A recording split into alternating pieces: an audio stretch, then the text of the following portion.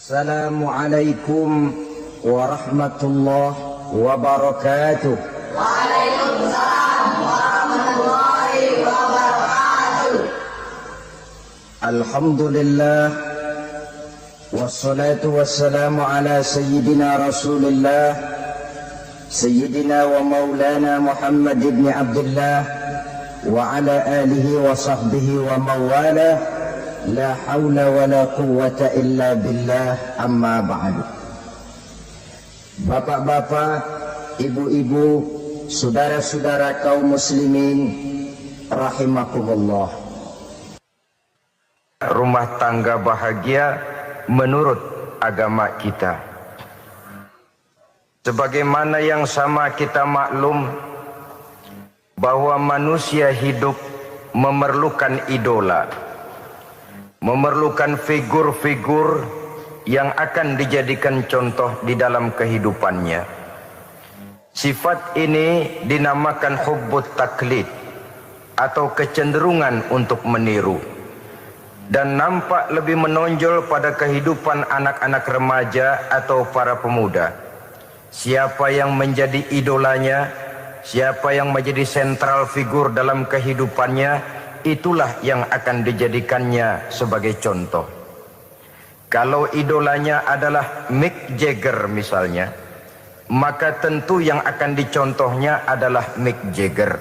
Mulai gaya rambutnya, gaya pakaiannya, sampai kepada gaya jalan dan hidupnya. Soal pantas atau tidak pantas urusan nomor 16. Yang penting nyontoh dulu. Inilah kecenderungan daripada manusia.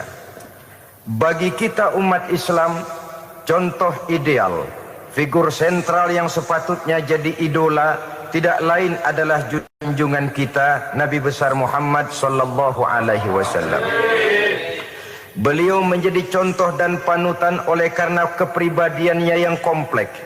Sejak dari seorang pemimpin negara yang adil, sampai kepada seorang jenderal yang gagah berani di medan perang, sampai kepada seorang diplomat yang ulung, pedagang yang jujur, suami yang bertanggung jawab, ayah yang penuh kasih sayang dengan anak-anaknya, dan di dalam keseluruhannya beliau merupakan uswatun hasanah. Termasuk dalam membina rumah tangga bahagia, contoh kita tidak lain adalah rumah tangga beliau. Bagaimana sih rumah tangga Nabi kita itu? Beliau berkata dalam dua kalimat yang singkat, tapi punya pengertian yang sangat luas dan dalam tentang rumah tangganya. Beliau mengatakan, baiti jannati, rumah tanggaku adalah sorga bagiku. Satu cerminan yang merupakan refleksi dari keadaan yang membawa kebahagiaan. Padahal sepanjang sejarah yang kita baca, rumah beliau kecil saja. Sarapan pagi pun cuma seteguk air zam-zam, sepotong roti, kadang-kadang sebutir kurma. Tidurnya di atas kain kasar yang separuh jadi selimut, separuh jadi alas tidur. Tetapi di tengah kondisi yang semacam itu, beliau sanggup berkata, baiti jannati, rumah tanggaku adalah surga bagiku. Kenapa kita yang hidup di zaman sekarang, di mana fasilitas sesungguhnya serba lebih menunjang untuk berkata semacam itu, malah kita berkata sebaliknya, baiti nari, rumahku adalah laksana neraka bagiku.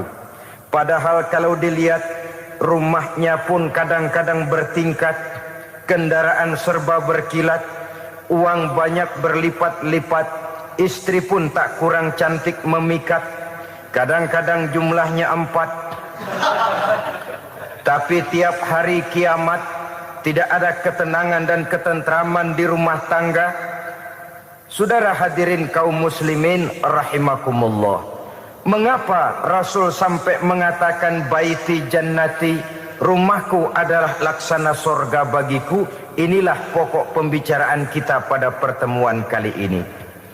Sebagaimana yang kita maklum bahwa nikah dalam pandangan Islam bukan hanya sekedar untuk memenuhi kebutuhan biologis manusiawi, tidak hanya sekedar untuk memperkembangbiakkan keturunan, dan juga tidak pula untuk memperturutkan hawa nafsu.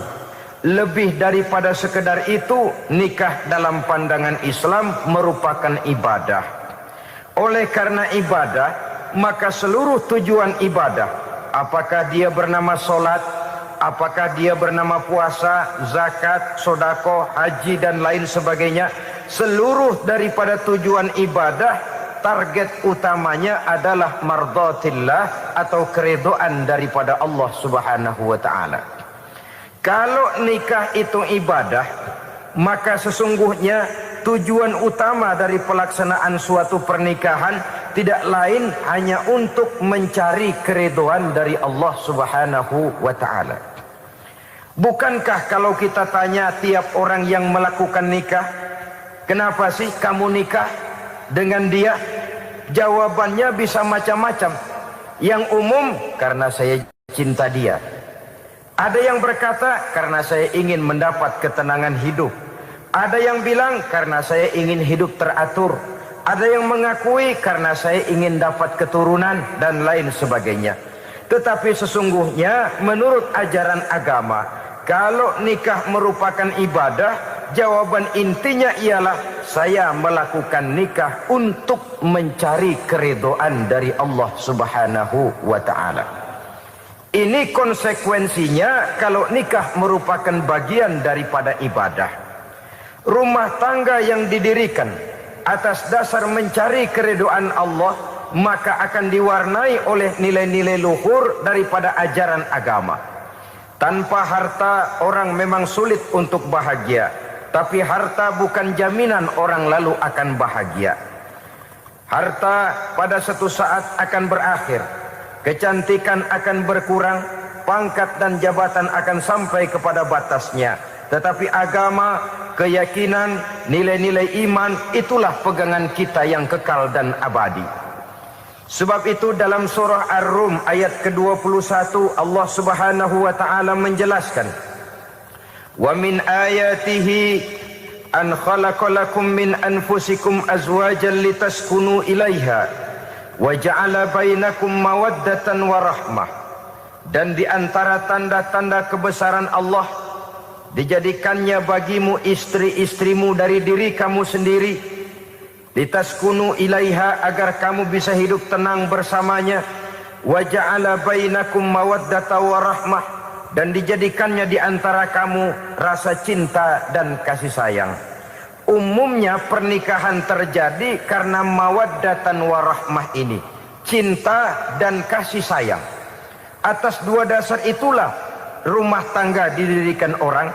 Atas dasar itulah seorang laki-laki dan seorang perempuan memadu janji untuk membagi suka dan duka dalam hidup ini secara bersama-sama. Namun kalau kita renungi ayat ini, Allah tidak hanya menjadikan cinta, tapi Allah juga menjadikan kasih sayang. Apa bedanya cinta dan kasih sayang? Apa bedanya mawaddatan warahmah ini? Saudara, mawaddah yang artinya cinta, itu sasarannya biasanya adalah jasmani, kecenderungan biologis. Itu akan berakhir. Orang yang mendirikan rumah tangga cuma karena kecenderungan biologis, cuma karena rasa cinta semata-mata, cinta biasanya terkait kepada keindahan. Betul apa benar? Biasanya orang mudah jatuh cinta kepada sesuatu yang punya nilai keindahan. Makanya anak muda jarang yang jatuh cinta sama nenek-nenek.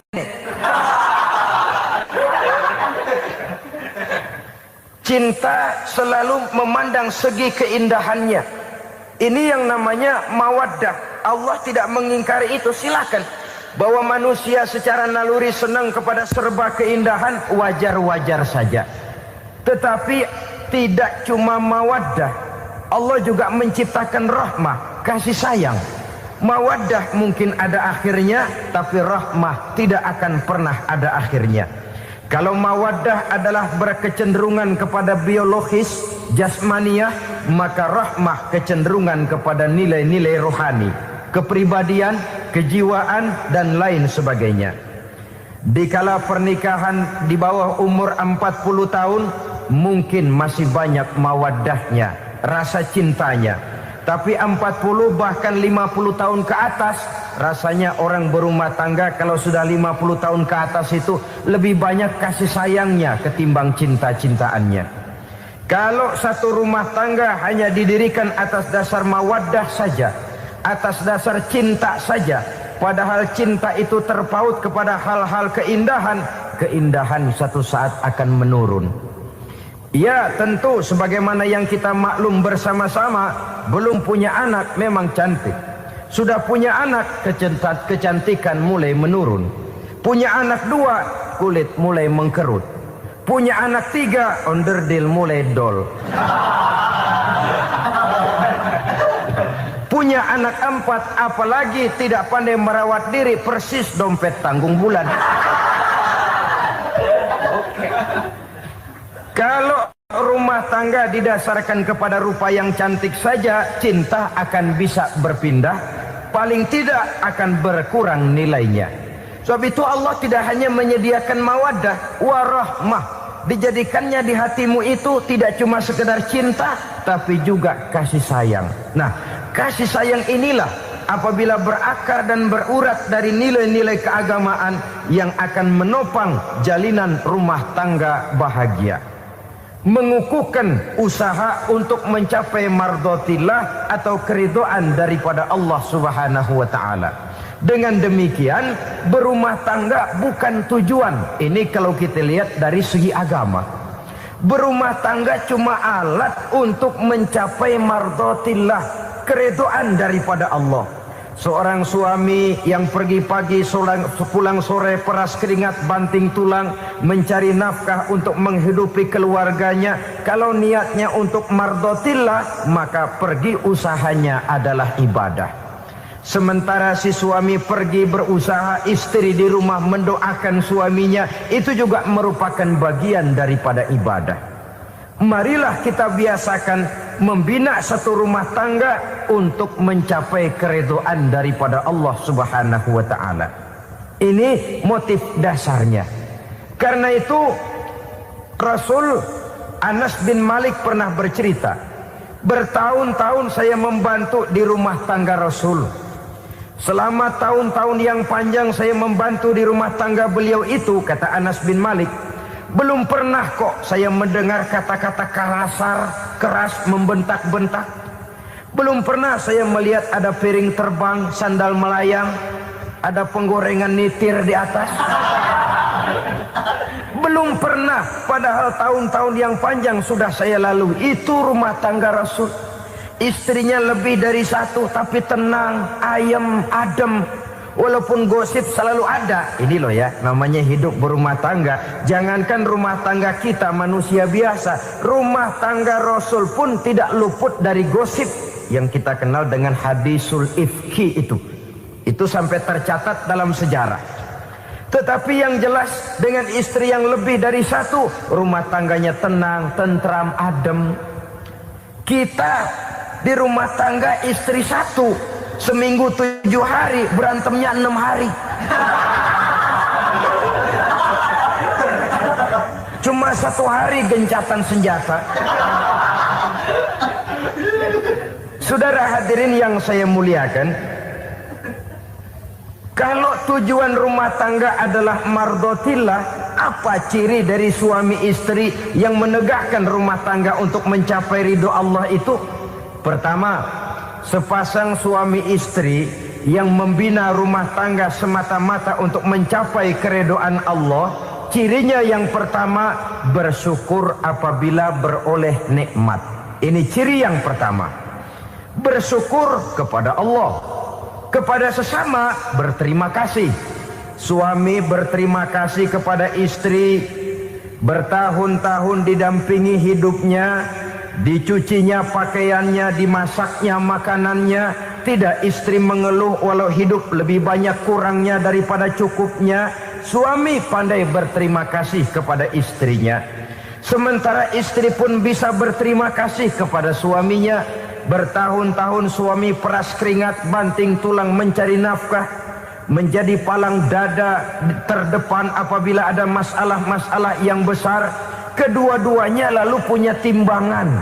Nah inilah ya, saya pesan kepada suami, kepada para suami, kepada para istri, supaya di rumah ada timbangan. Perlunya apa?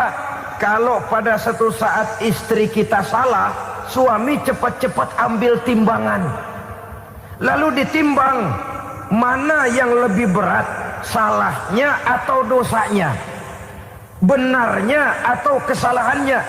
Ini istri saya jasanya begini, lalu jasanya begini, salahnya ini, mana yang lebih besar, jasanya atau salahnya? Dengan adanya timbangan, maka keputusan akan objektif. Tapi kalau timbangannya emosi, salah sedikit saja sudah main bentak, main usir, akhirnya keputusan akan mendatangkan kerugian. Sebaliknya, kalau suami yang salah, istri ambil timbangan, ditimbang mana lebih besar, jasanya atau salahnya. Jangan sampai nanti terjadi pepatah, panas setahun habis dihapus oleh hujan satu hari. Jasa istri yang puluhan tahun hapus oleh kesalahannya yang sedikit, atau jasa suami yang bertahun-tahun hapus oleh kesalahannya yang sebenarnya tidak seberapa. Akibat apa itu terjadi? Karena tidak adanya timbangan. Dari rasa bersyukur dan dari rasa berterima kasih ini, saudara-saudara, akan timbullah sifat saling menghargai. Suami menghargai istri, istri pun menghargai suami. Istiqomah, dikasih uang 5.000 senyum, dikasih uang 500 senyum. Itu namanya istri yang pandai bersyukur. Kalau tidak, 5.000 nyengir, 500 manyun. Tahu manyun? Kayak bemok nyari setoran, monyong saja.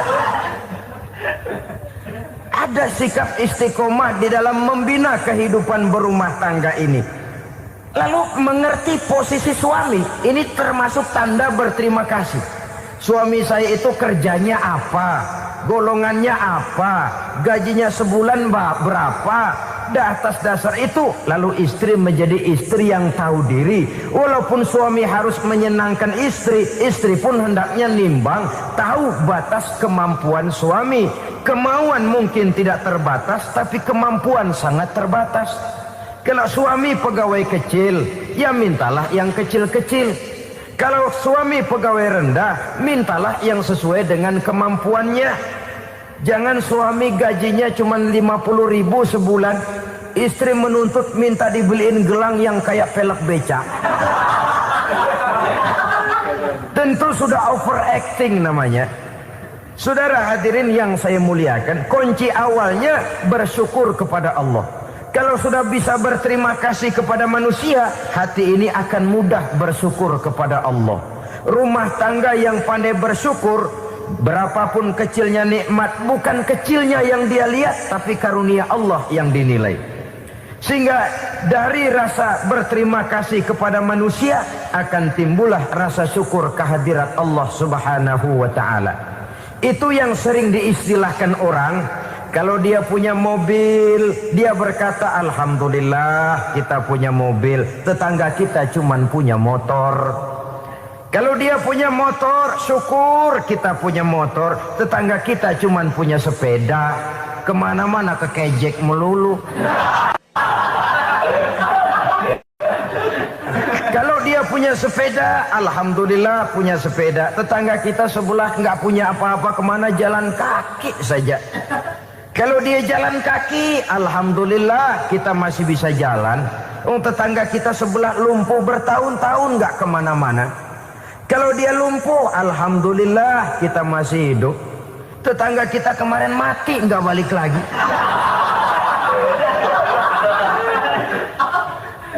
Lalu akan timbul rasa syukur.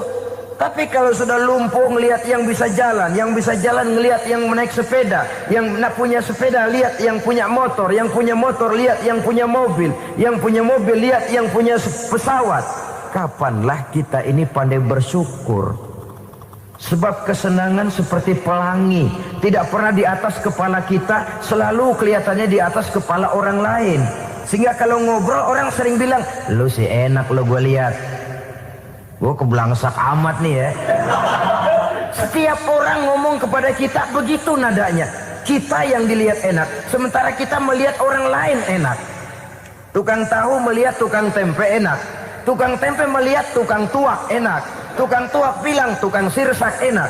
Enak itu seperti pelangi. Namun kalau kita mau merenungi, tidak pernah Allah berhenti memberikan nikmat kepada kita.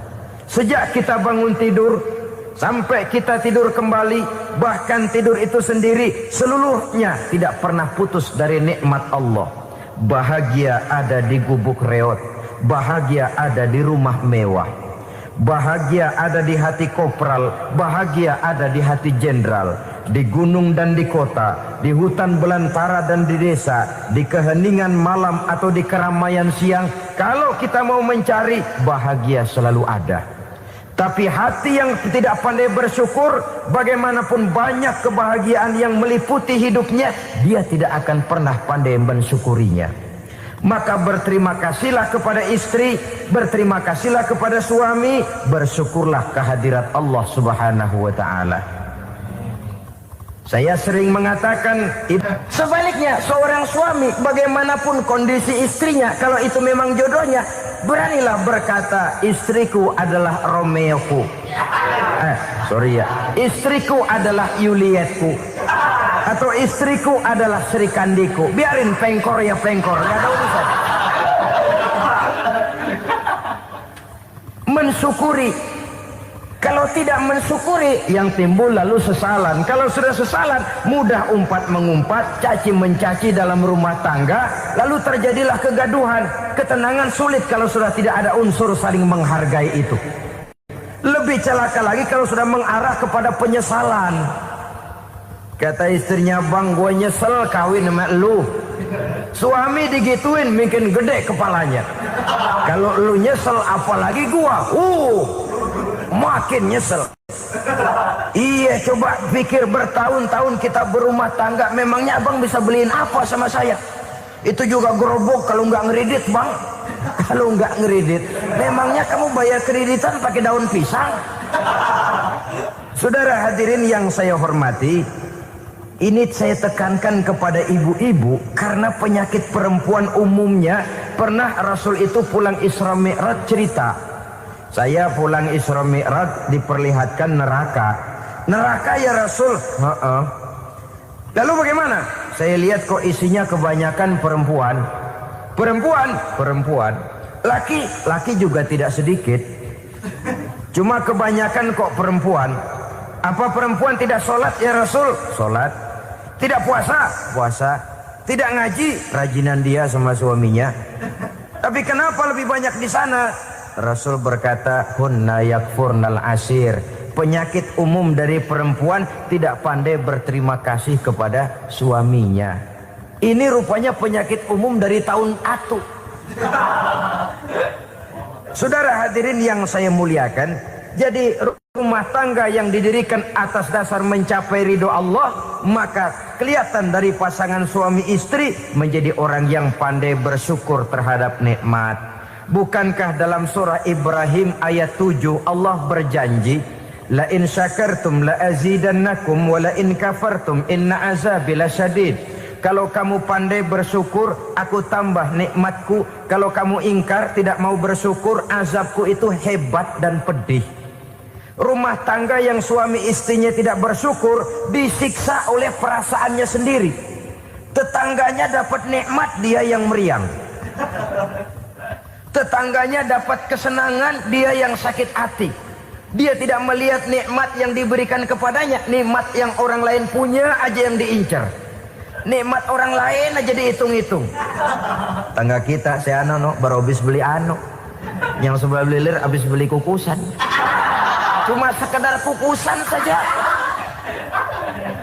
Orang lain beli apa-apa jadi bahan diskusi di rumahnya. Orang lain saja yang diusut. Timbul dendam kesumatnya, timbul hasutnya. Dia tidak bersyukur dengan nikmat yang ada dalam rumah tangganya.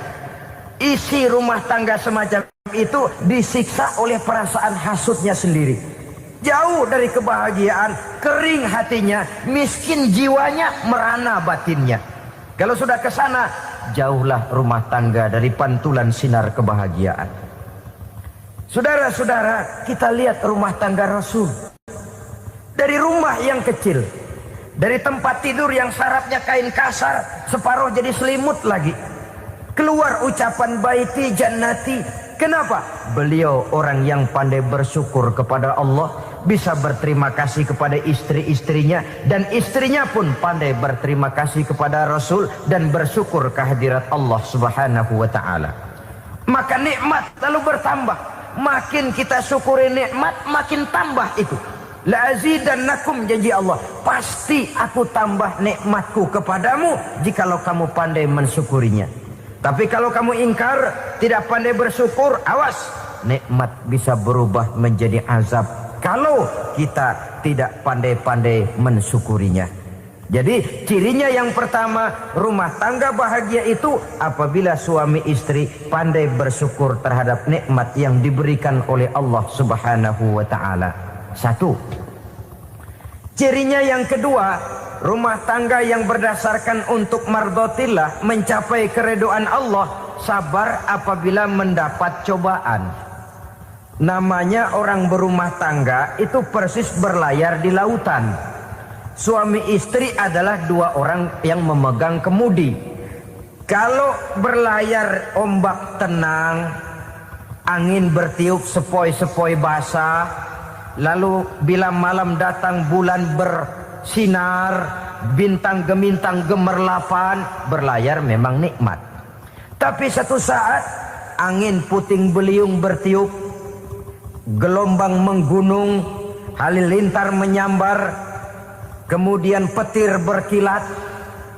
Kalau pada saat itu suami mau ngalor, istri mau ngidul, alamat perahu patah di tengah jalan, kandas di lautan sebelum sampai ke pantai yang akan ditujunya. Oleh karenanya perlu kekompakan. Maka sejak awal seharusnya dalam akan membina rumah tangga yang bahagia, itu lebih baik bicara yang pahit-pahit saja, supaya terjadi kesamaan langkah apabila menghadapi kesulitan dan cobaan. Sabar apabila mendapat cobaan. Rumah tangga seperti kapal di lautan tadi tidak akan sunyi dari hantaman gelombang, tidak akan sepi dari tiupan angin topan, dari kilatan petir, dari sambaran halilintar. Baik suami, baik istri harus sabar menghadapi kesulitan. Kadang kesulitan dari segi ekonomi, kadang kesulitan dari segi mengarahkan dan mendidik anak-anak, kadang kesulitan karena banyak orang yang hasut dengan kita, kadang kesulitan berbagai macam lah yang menyebabkan kesulitan. Rumah tangga yang bertujuan mencapai ridho Allah, sabar menghadapi segala macam kesulitan. Saudara-saudara kaum muslimin rahimakumullah, kesulitan adalah bagian daripada perjalanan hidup.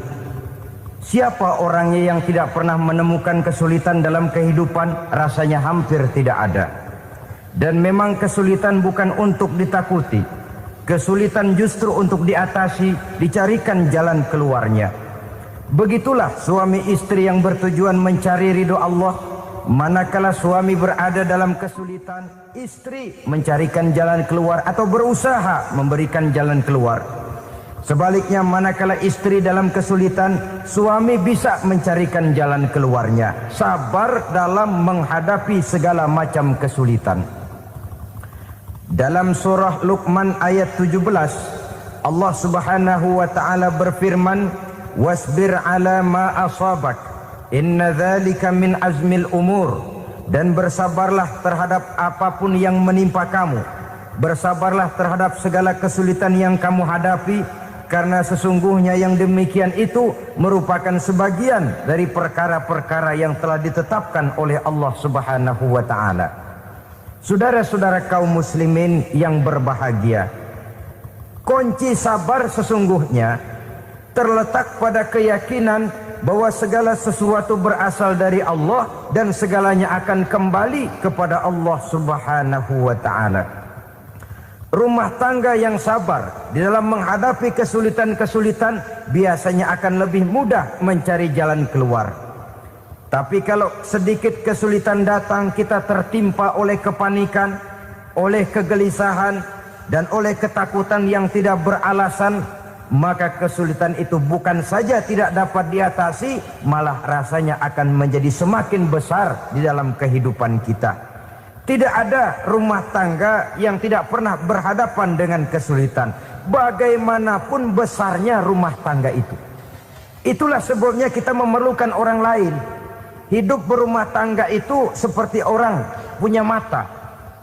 Kalau mata kita kelilipan, kalau mata orang lain kelilipan, gampang kita tiup. Tapi kalau mata kita sendiri yang kena kelilipan, tentu kita memerlukan orang lain untuk meniupnya. Oleh karenanya, suami istri harus saling mencarikan jalan keluarnya. Walaupun kerjanya berbeda, suaminya pergi mencari nafkah, istrinya berdoa di rumah. Kalau perlu melakukan sholat duha, mendoakan agar usaha suaminya dimudahkan, dan begitu selanjutnya. Sehingga dengan adanya kebersamaan, walaupun tidak selalu bersama-sama, maka masing-masing melaksanakan tugas dengan tenang dan merasa yang satu berbuat untuk kepentingan yang lain. Inilah cirinya yang kedua, sabar bila mendapat dan berhadapan dengan segala macam kesulitan. Kadang orang mendapat kesulitan itu berkeluh kesah. Bukan berkeluh kesah, tapi mencari jalan keluar dan mengambil hikmah yang ada di dalamnya apa? Karena bukan kemudahan, kesulitan yang membuat orang dewasa. Bukan kemudahan, tapi kesulitan yang membuat orang berpikir, dinamis, kreatif. Kalau seluruh jalan yang kita tempuh mudah saja, gampang saja, rasanya monoton kita ini. Kehilangan dinamika dalam perjuangan. Kesulitan yang membuat orang matang, kesulitan yang menempa kepribadian untuk lebih dewasa menghadapi bahtera kehidupan, membuat pandangan makin arif, wawasan makin luas, dan analisa semakin tajam. Sama saja dalam hidup. Sesungguhnya pujian sering menjadi racun, dan caci maki kalau kita tanggapi secara positif sering membuat kita makin dewasa. Jarang orang berpikir kalau dipuji, tapi baru dia merenung dan mencari diri setelah dicaci maki dan dikritik habis-habisan. Walaupun watak umum manusia senang dipuji, marah kalau dicaci maki. Biasanya kalau ketemu cewek cakep kita bilang, "Kamu cakep deh." Dia paling bilang, "Ah, abang bisa aja." Walaupun dia bilang, "Ah, abang bisa aja," hidungnya mah tetap mekar. Senang kalau dipuji, itu kecenderungan manusia. Marah kalau dicaci maki, marah kalau dikritik. Tapi sesungguhnya pujian sering jadi racun, caci maki sering jadi obat. Orang takut minum obat karena pahitnya, padahal efeknya itu akan lebih memberikan kesehatan kepadanya.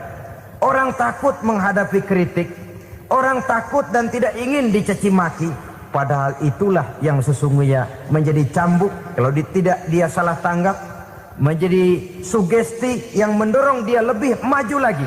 Karena memang bukan pujian, tapi caci maki dan kritik yang membuat kita makin berpikir tajam.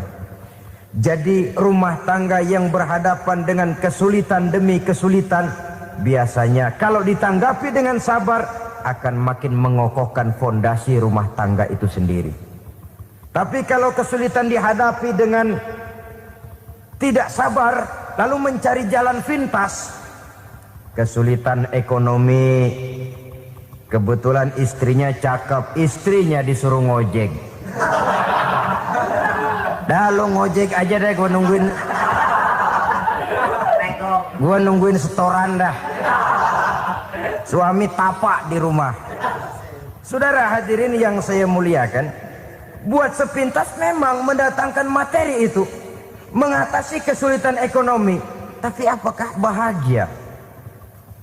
Walaupun rumah bisa jadi besar, perabotan bisa serba lebih lengkap dan ada, Tapi apakah semuanya mendatangkan bahagia? Sementara suami kehilangan rasa cemburunya. Dan dalam agama itu disebut dayus. Dayus, suami yang tidak punya rasa cemburu kepada istrinya. Dan orang dayus kayak begitu, haram mendapat bau sorga. Bau sorga saja tidak dapat, apalagi masuk ke dalamnya.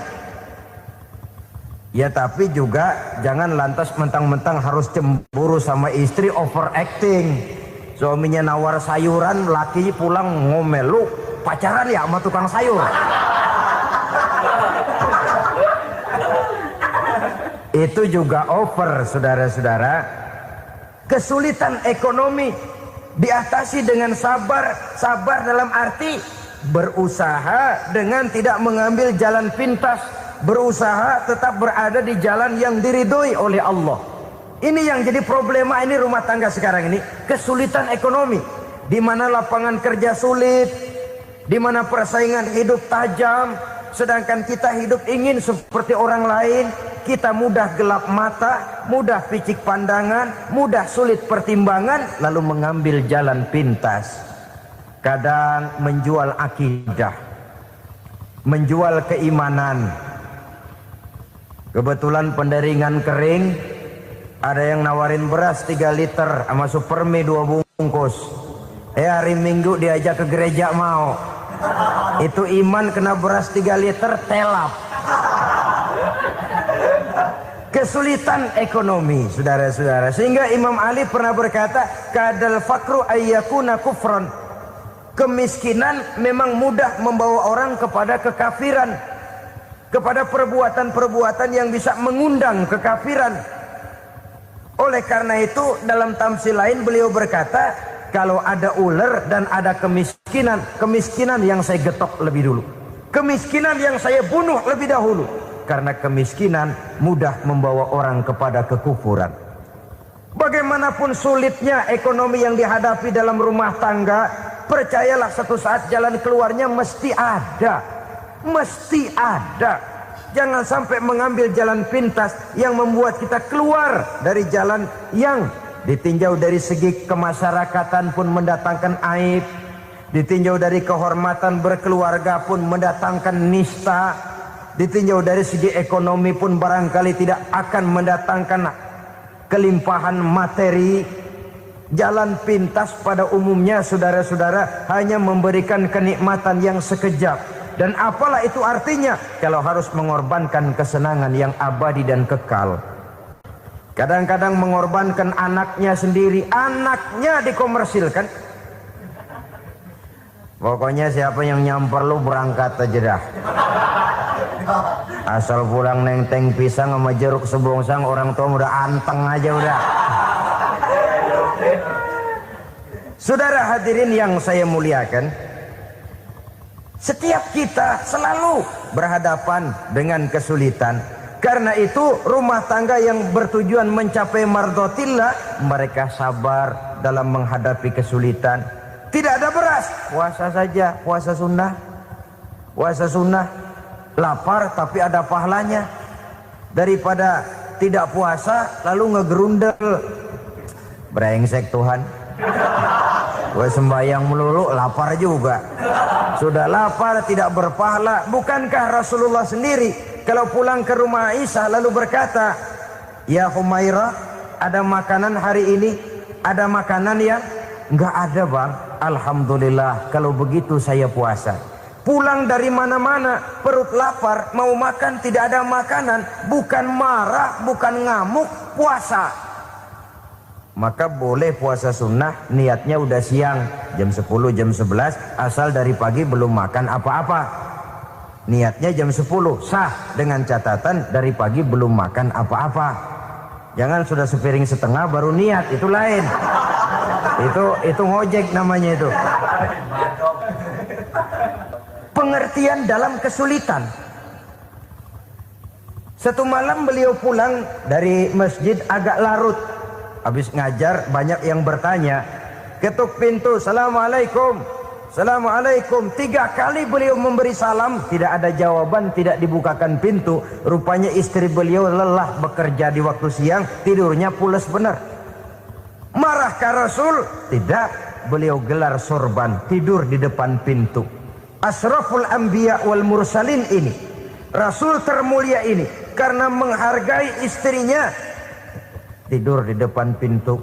Sampai Aisyah bangun sepertiga malam, terkejut buka pintu, suaminya ada di depan pintu. Beliau bangunkan. Ketika dibangunkan, Rasul lebih dulu berkata, maaf sayang, saya pulang terlambat. Sudah nggak dibukain pintu, tidur di depan, dibangunin, beliau duluan yang minta maaf. Pengertian. Kalau emosi, memang nggak dibukain pintu, tidur di depan. Begitu dibukain, yang enak kita tunjuk jidatnya.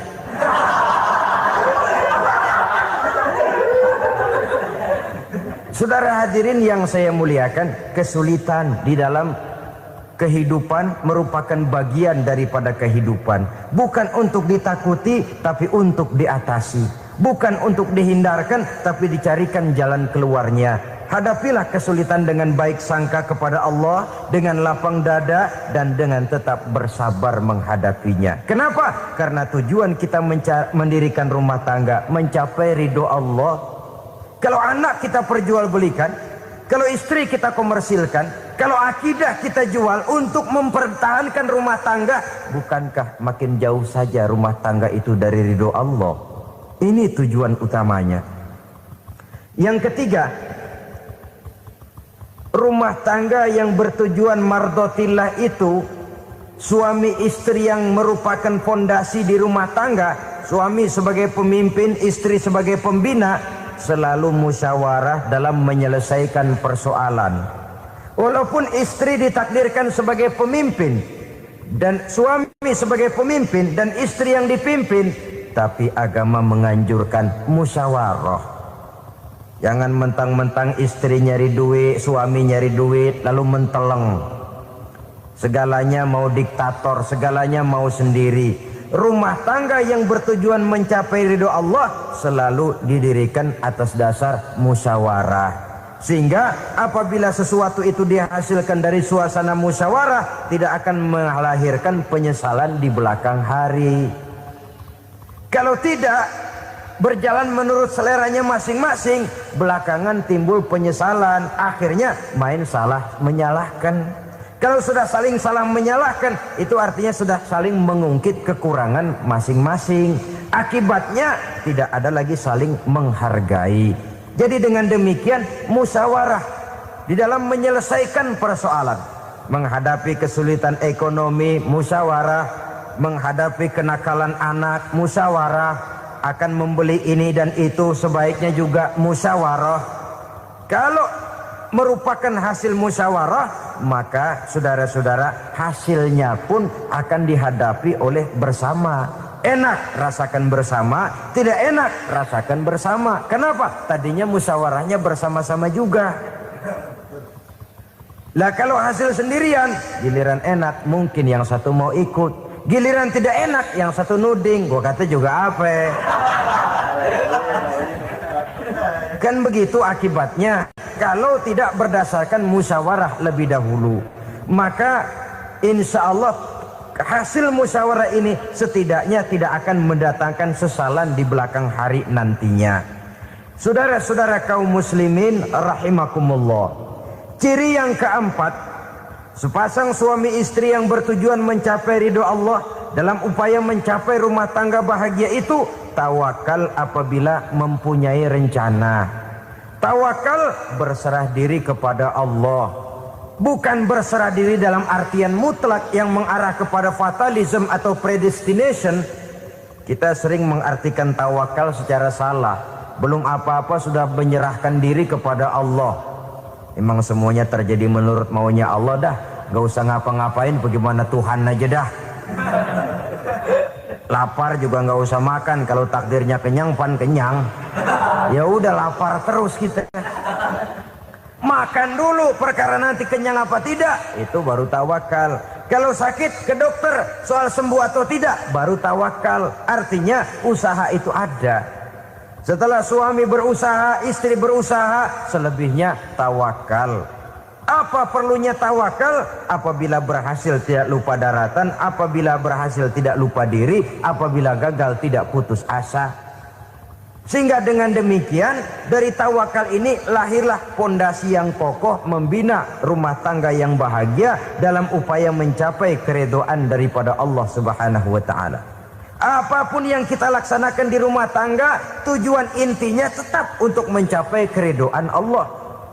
Beli kendaraan untuk mencapai ridho Allah, lalu dipakai ngaji, dipakai ke masjid dan sebagainya. Beli peralatan rumah tangga untuk mencapai ridho Allah. Mendidik anak untuk mencapai ridho Allah, membantu keluarga untuk mencapai ridho Allah, dan begitu selanjutnya. Tawakal apabila mempunyai rencana. Kemudian cirinya yang kelima, suami istri yang bertujuan mencapai ridho Allah selalu mempererat silaturahmi. Sebab seperti sudah saya sampaikan pada pertemuan terdahulu, dalam berumah tangga itu ada orang tua, ada mertua. Itu cuma perbedaan istilah, tapi hakikatnya adalah sama. Jangan karena perbedaan istilah lalu menyebabkan kita berbeda sikap. Kalau sudah berbeda sikap, tentu akan melahirkan perasaan yang tidak simpatik. Sebaiknya suami istri kalau sudah berumah tangga, jadikanlah orang tua tempat cerita yang enak saja. Yang tidak enak telan berdua, yang pahit rasakan berdua. Kesusahan dan kesulitan atasi berdua. Giliran enak ngomong sama orang tua, giliran senang cerita sama mertua. Sekarang kan kita balik, kalau lagi senang duitnya banyak, anteng di rumah, kalem aja. Tapi lalu waktu susah, waktu susah, cerita kepada orang tuanya, cerita kepada mertuanya. Lalu kapan kita mau menyenangkan orang tua? Sudahlah mereka susah mendidik kita di waktu kecil, membesarkan kita, melakukan segala macam pengorbanan. Demi setelah kita berumah tangga, kesulitan rumah tangga kita tumpahkan juga kepada mereka. Pererat silaturahmi dan usahakan agar seluruh keluarga hanya menjadi tempat kita cerita yang enak-enak saja. Istilah sehari-harinya, kalau di rumah kita makan sama sayur bayam, keluar rumah diem, malah seluitan. Tetangga tanya, lu makan kayaknya enak banget apa sih? Daging ayam.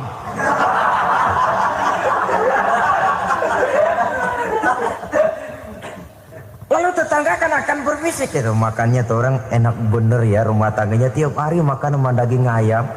Biarlah paling kurang itu jadi doa, daripada kita makan sama kangkung lalu ribut ngomel di mana-mana. Gua kesel banget sama bini gua. Di warung ceritanya lagi. Kenapa? Saban sari gua direbusin kangkung mulu. Brengsek. Di warung cerita ada RT, ada RW. Gara-gara makan sama kangkung se-RT tahu. Akhirnya mungkin kalau kita berangkat orang hitung dari jauhan. Lihat, kangkung liwat gitu.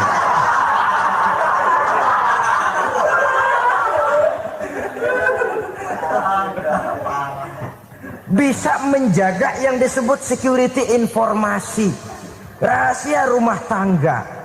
Bahkan pernah saya berikan contoh karena ingin menghargai. Suami beliin kain batik buat istrinya. Istri tahu begitu sepintas, nih kain jelek nih. Tapi karena mau menyenangkan suaminya, dia bohong. Bagaimana bu, kain yang bapak beliin? Aduh bagus bener pak. Bagus sekali itu kain. Warnanya pak emang yang model begitu tuh. Tetangga kita mana ada yang pakai kain begitu pak. Ya emang nggak ada, jelek.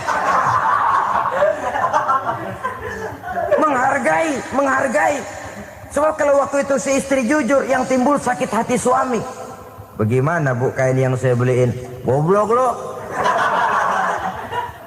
Kain begitu dibeliin di pasar juga banyak 1.400. Campur odol lagi.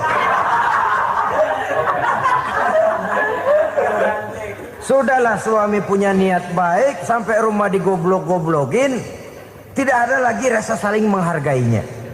Begitu pentingnya mempererat silaturahmi ini, sampai Nabi berpesan, isnani la yanzurullahu ilaihima yaumal qiyamah qati'ur rahim wa jarus su'. Ada dua golongan manusia yang di akhirat nanti tidak akan dilihat oleh Allah, tidak akan diopeni oleh Allah, didiemin aja. Siapa mereka? Pertama, orang yang suka memutuskan silaturahmi. Yang kedua, tetangga yang jahat dengan tetangganya. Dua golongan manusia ini, pemutus silaturahmi, kemudian juga tetangga yang jahat dengan tetangganya, ini tidak akan dipandang oleh Allah di hari akhirat nanti. Jadi pererat silaturahmi, sebab kita ini zon politikan, makhluk yang bermasyarakat, yang tidak bisa hidup sendirian. Setiap kita memerlukan orang lain. Kita disebut kaya karena ada yang miskin, kita disebut alim karena ada yang awam, kita disebut berkuasa karena ada rakyat jelata. Tanpa rakyat tidak ada penguasa, tanpa yang miskin tidak ada orang kaya. Kalau tidak ada yang jelek, siapa yang bilang cakep? Karena ngimbangi. Saudara hadirin, atas dasar ini mestinya kita selalu bersyukur dalam segala posisi, tidak lalu salah terima kepada karunia yang diberikan Allah kepada kita. Saudara hadirin yang saya hormati, pererat silaturahmi, jadikan orang-orang tua kita tempat kita cerita yang enak-enak saja. Yang tidak enak, telan sendiri, usahakan sendiri, carikan jalan keluarnya sendiri. Setidaknya ya diam sajalah. Kalau belum bisa membalas budi baik orang tua, setidaknya jangan menyakiti hati orang tua kita. Sudah lelah dan payah dia mengasuh kita, membesarkan kita, merawat kita. Demi setelah kita berumah tangga, seluruh kesulitan kita bawa lagi kepadanya. Karena itu buat para istri juga ini perhatian. Kalau dimarahi suami, jangan cepat-cepat pulang ke rumah orang tuanya. Nggak boleh diomelin dikit, main buntal aja. Gua pulang dah. Pulang. Sampai sana cerita habis-habisan, dikucek kejelekan suaminya. Nanti 2-3 hari balik aja lagi. Kan nggak lucu jadinya. Saudara hadirin, begitu juga suami. Mencaci maki habis istrinya, 2-3 hari baik aja lagi. Konyol, istrinya sudah dicaci maki habis-habisan, dijeleki leluhur-leluhurnya, 2-3 hari baik lagi, mesraan lagi. Kata bininya dalam hati, gua lu jelekin juga, lu pakai juga, payah.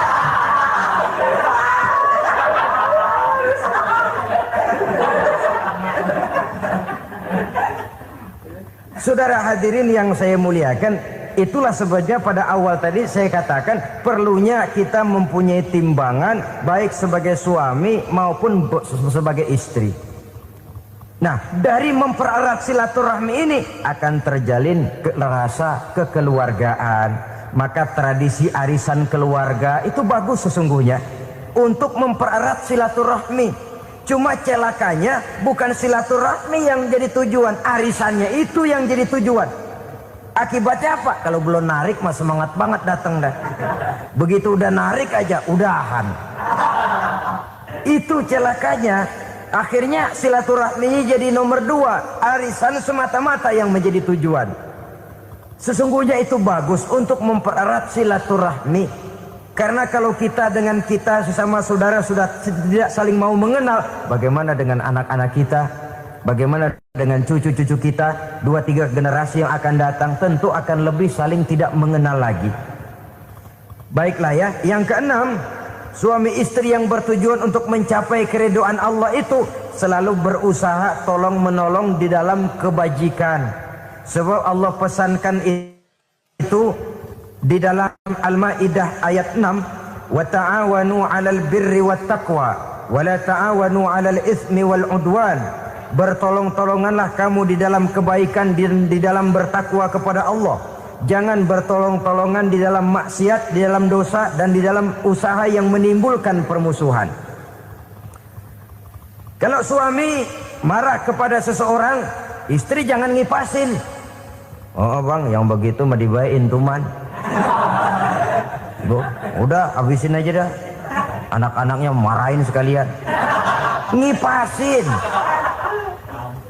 Istri kesel sama tetangganya, suami ngipasin. Emang tuh tetangga kita, hahu. Habis orang dikipasin. Ta'awanu 'alal birri wat taqwa, bertolong-tolonganlah di dalam kebaikan. Istri malas ngaji, suami mendorong, memberikan sugesti. Suami malas berusaha, istri memberikan sugesti. Saling tolong menolong di dalam kebaikan dan takwa, dan jangan tolong menolong dalam dosa dan permusuhan. Kata suami, "Bu, daripada kita melarat terus hidup, kita piara tuyul yuk." Kata istrinya, nah, ini sudah menyimpang bang. Bersabarlah, bagaimanapun insya Allah kita tidak akan mati kelaparan. Piara tuyul itu nanti jadi pindah akidah, merusak iman, berteman dengan setan. Apalah artinya kekayaan dan kesenangan sebentar kalau harus mengorbankan kekayaan dan kesenangan yang abadi. Ini sudah alal ismi wal udwan, sesuatu yang mengandung dosa. Saudara hadirin yang saya hormati, kemudian yang keenam, berbaik sangka. Baik suami maupun istri sama-sama saling berbaik sangka. Suami melepas istri, istri melepas suami dengan hati yang ikhlas. Suami meninggalkan istri di rumah dengan jiwa yang bersih dan rasa yang aman. Ada rasa baik sangka, dan ini modal dasar. Kalau sudah dilandasi oleh buruk sangka, tentu yang lahir nanti adalah perasaan-perasaan yang tidak baik. Akibatnya sangat tidak menguntungkan.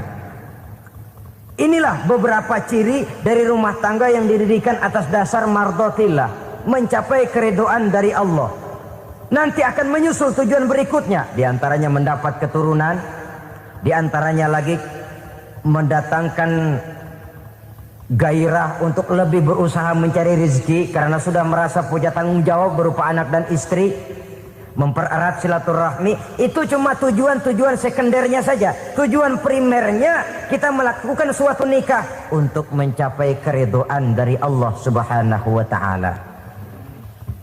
Silakan punya istri cantik, kaya, tapi tujuan utamanya kita membina rumah tangga untuk mencapai ridho dari Allah.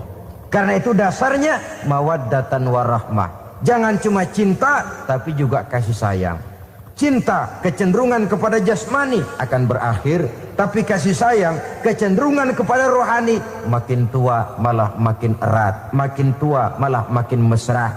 Sehingga kadang kita menampak kakek-kakek dan nenek-nenek lagunya kayak pengantin baru. Apa cinta-cintaan? Tidak. Bagaimana kakek-kakek sama nenek-nenek harus bilang I love you? Yang masih ada itu waktu itu mawaddah, kasih dan sayang. Itu yang akan kekal, itu yang akan abadi.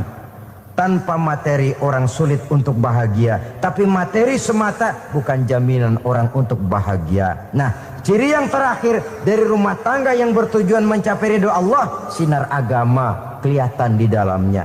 Baik suami maupun istri sama-sama orang yang taat melaksanakan ajaran agama. Saudara, mudah-mudahan walaupun singkat dapat menjadi sumbangan moral dalam kita mewujudkan rumah tangga yang bahagia menurut contoh yang diberikan oleh Rasulullah sallallahu alaihi wasallam. Assalamualaikum warahmatullahi wabarakatuh. Wa ala alihi wa sahbihi ajmain, amma ba'du. Saudara-saudara kaum muslimin rahimakumullah. Salah satu dari misi Islam ialah mengangkat harkat dan martabat manusia yang sebelumnya dibedakan oleh warna kulit, oleh suku bangsa dan bahasa, seluruhnya diikat dengan satu akidah, menghilangkan perbedaan akibat warna kulit, suku bangsa dan bahasa. Termasuk dalam upaya itu betapa Islam telah mengangkat harkat dan martabat kaum wanita. Maka pada pertemuan kali ini kita akan membicarakan tentang peranan wanita sepanjang pandangan agama. Sebelum Islam datang, nasib perempuan nyaris hanya berputar di segitiga saja. Dapur, sumur, kasur. Kasur, sumur, dapur. Seolah-olah wanita terpaut dengan tiga ur itu tadi. Seolah-olah wanita tidak bisa berbuat lebih banyak daripada itu. Bahkan di tengah masyarakat jahiliyah, bayi perempuan mendatangkan aib sehingga mereka lalu dikubur hidup-hidup. Maka datang Islam dengan tegas mencanangkan satu revolusi yang mengangkat harkat dan martabat kaum wanita. Nabi bersabda, "An-nisa'u imadul bilad, iza saluhat saluhal bilad, wa iza fasadat fasadal bilad." Wanita adalah tiang negara. Jikalau baik wanita, baiklah negara. Jikalau rusak wanita, hancurlah negara. Dalam berbagai ayat Al-Quranul Karim menjelaskan tentang wanita dan peranannya. Al-Quran bercerita tentang Siti Hawa. Al-Quran bercerita tentang anak perempuan Nabi Adam, Iklimah dan Labuda, yang menyebabkan Habil dan Qabil saling berbunuh-bunuhan. Al-Quran menceritakan bagaimana ibunya Nabi Musa mendapat wahyu untuk menghanyutkan anaknya di hilir sungai Nil. Al-Quran bercerita tentang Siti Maryam, ibu daripada Nabi Isa. Al-Quran bercerita tentang dua putri Nabi Yusuf, yang akhirnya salah satunya menjadi istri daripada Nabi Musa. Pun Al-Quran bercerita tentang Ratu Balkis, seorang wanita yang menjadi penguasa di negeri Sabah, yang demikian besar pengaruhnya dan wawasannya. Dan banyak lagi Al-Quran menceritakan keadaan kaum wanita, sampai-sampai dalam Al-Quran ada satu surah yang dinamakan surah An-Nisa. Ini seluruhnya berarti bahwa Al-Quran telah menempatkan kaum wanita dalam satu posisi yang mulia dan terpuji. Al-Quran memberikan emansipasi, bahwa wanita berhak mengejar kemajuan sebagaimana halnya kaum laki-laki. Tetapi sungguh pun demikian, Al-Quran tetap memberikan batasan-batasan sepanjang emansipasi itu tidak bertentangan dengan kodrat kewanitaan itu sendiri.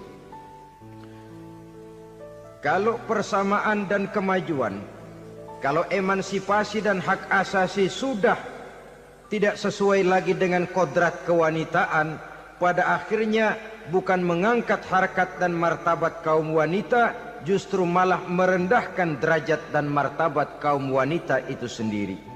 Seperti sebagian besar wanita ini, mereka berteriak menuntut tentang persamaan hak, tapi mereka melupa apa batasan daripada persamaan hak itu sendiri. Sesungguhnya Islam dengan segala konsepsinya yang mengangkat martabat kaum wanita itu, memberikan keleluasaan kepada kaum wanita untuk maju bersama laki-laki sepanjang tidak menginjak-injak kodrat kewanitaan itu sendiri. Kalau sudah sampai kepada menginjak kodrat kewanitaan, maka akan merendahkan martabat kaum wanita. Sebab apa? Secara fisik dan psikis, agaknya memang laki-laki sudah ditakdirkan oleh Allah untuk menjadi pembimbing bagi kaum wanita. Walaupun tidak tertutup kemungkinan wanita tampil sebagai pemimpin, tetapi dari segi fisik biologis misalnya, laki-laki itu diciptakan kekar, kuat untuk memikul dan melaksanakan tugas-tugas yang berat. Sedangkan perempuan pada umumnya adalah lembut, ayu, lemot, denok, geboy, dan lain sebagainya. Maka kalau kita baca sejarah, Allah itu belum pernah mengutus rasul perempuan. Semua rasul laki-laki. Sebab apa? Secara fisik biologis tugas kerasulan lebih dimungkinkan oleh seorang laki-laki. Tugas rasul itu berat. Kadang-kadang perang, dicaci maki, berhadapan dengan ujung tombak, ujung pedang dan lain sebagainya. Makanya seluruh rasul laki-laki, dan Allah belum pernah mengutus rasul perempuan. Dari segi lain, perempuan itu banyak terhalang untuk melaksanakan ajaran agama.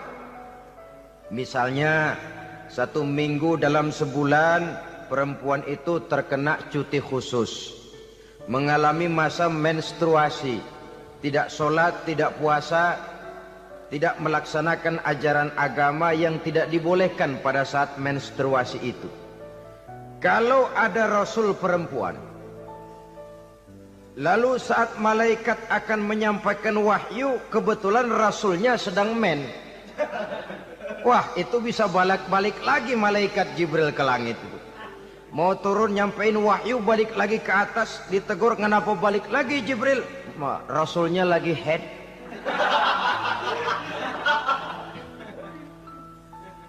Atau pada saat agama dalam bahaya, agama dalam hinaan, agama dalam ancaman, rasulnya perempuan kebetulan sedang hamil besar. Apa lalu perang ditunda? Pengumuman perang ditunda saja sampai rasul melahirkan. Tentu lebih tidak mungkin lagi. Secara fisik biologis, laki-laki lebih memungkinkan untuk melaksanakan tugas kerasulan ini. Maka seluruh rasul yang diutus Allah adalah laki-laki. Saudara hadirin yang saya muliakan, sungguh pun demikian, Islam itu mengangkat martabat wanita sedemikian tinggi sebagai tiang negara yang menentukan jatuh dan bangunnya negara, yang ikut mewarnai bahkan menjadi warnanya suatu negara. Walaupun peranannya memang tidak begitu kelihatan, tapi sesungguhnya amat sangat menentukan. Oleh karenanya, secara umum, emansipasi yang digariskan oleh Islam, emansipasi yang tidak bertentangan dengan kodrat kewanitaan di berbagai aspek kehidupan. Kalau sekarang emansipasi ini kelihatannya sudah salah pasang, salah kaprah. Bahkan belum lama kita menyaksikan bagaimana ada binaragawati. Di zaman sekarang perempuan sudah mulai angkat besi. Saya mulai mikir kalau perempuan sudah pada angkat besi, ini sudah tanda suaminya udah dekat dibanting-bantingin ini. Tahun-tahun mendatang mungkin akan menyusul perempuan mulai narik becak.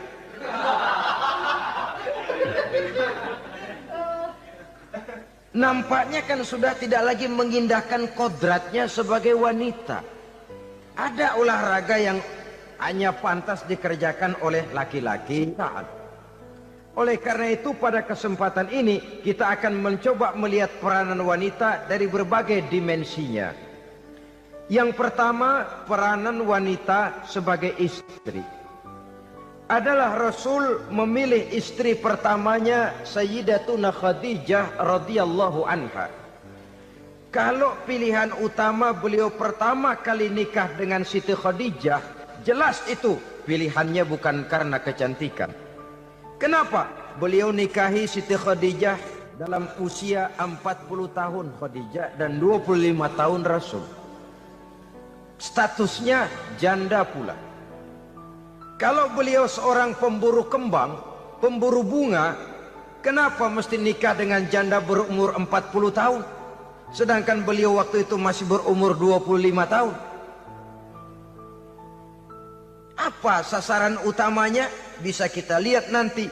Setelah beliau diangkat menjadi Rasul, ternyata Khadijah lebih daripada seorang istri. Beliau masuk ke dalam staf Nabi.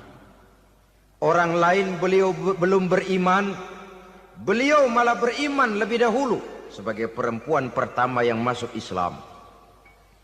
Orang lain memusuhi Nabi, beliau malah mengorbankan hartanya untuk membantu perjuangan Nabi.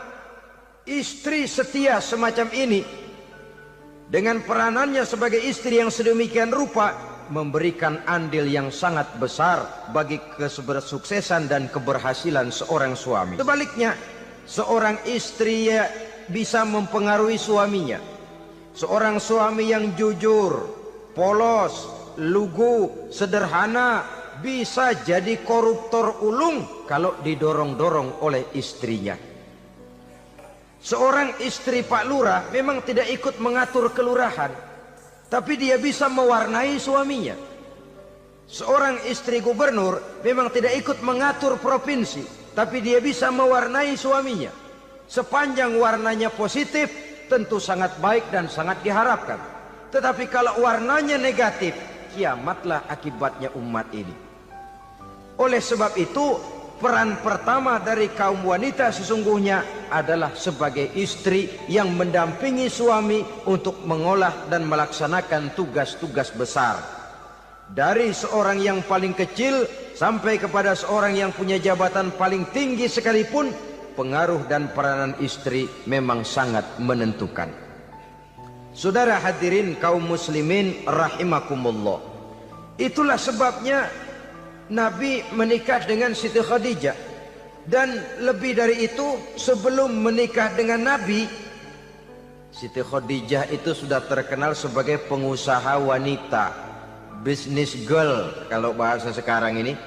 Bahkan jaringan bisnisnya tidak hanya Mekah saja, tidak hanya antar kota, bahkan sudah antar negara, dari Mekah ke Syam, dari Mekah ke Madinah dan lain sebagainya, yang bahkan kita tahu Rasul pada mulanya pun ikut membantu perdagangannya Siti Khadijah radhiyallahu anha ini. Jadi kalau bercermin dari karier Siti Khadijah, boleh saja wanita bergerak di bidang bisnis, asal memang profesi, bukan karena dengan senjata dan modal kecantikan lalu membujuk dan merayu orang sampai telak sehingga bisnisnya berjalan lancar dengan jalan menjual kecantikannya. Tidak, bergerak di bidang bisnis yang memang profesinya di situ. Tidak ada salahnya. Bisa saja perempuan menjadi bisnis girl seperti yang dicontohkan oleh Siti Khadijah radhiyallahu anha ini. Sebab itu, kontes-kontesan yang hanya bertitik kepada rupa yang ayu saja, rupa yang cantik saja, sesungguhnya bukan hanya tidak bermanfaat, tapi saya pikir juga sangat tidak mendidik. Yang mengajar anak-anak remaja putri kita untuk berlomba-lomba hidup dalam kepalsuan.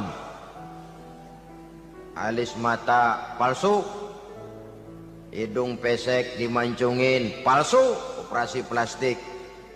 Alis matanya dikerik, bikin yang palsu. Tai lalat lagi bikin yang palsu. Gincu bibir dimerahin, palsu. Seluruhnya hidup dalam kepalsuan. Akan lebih baik kalau kita ini misalnya mengadakan kontes yang menitik beratkan kepada ketinggian IQ, kecerdasan, kemampuan, skill, keahlian dan kemampuan.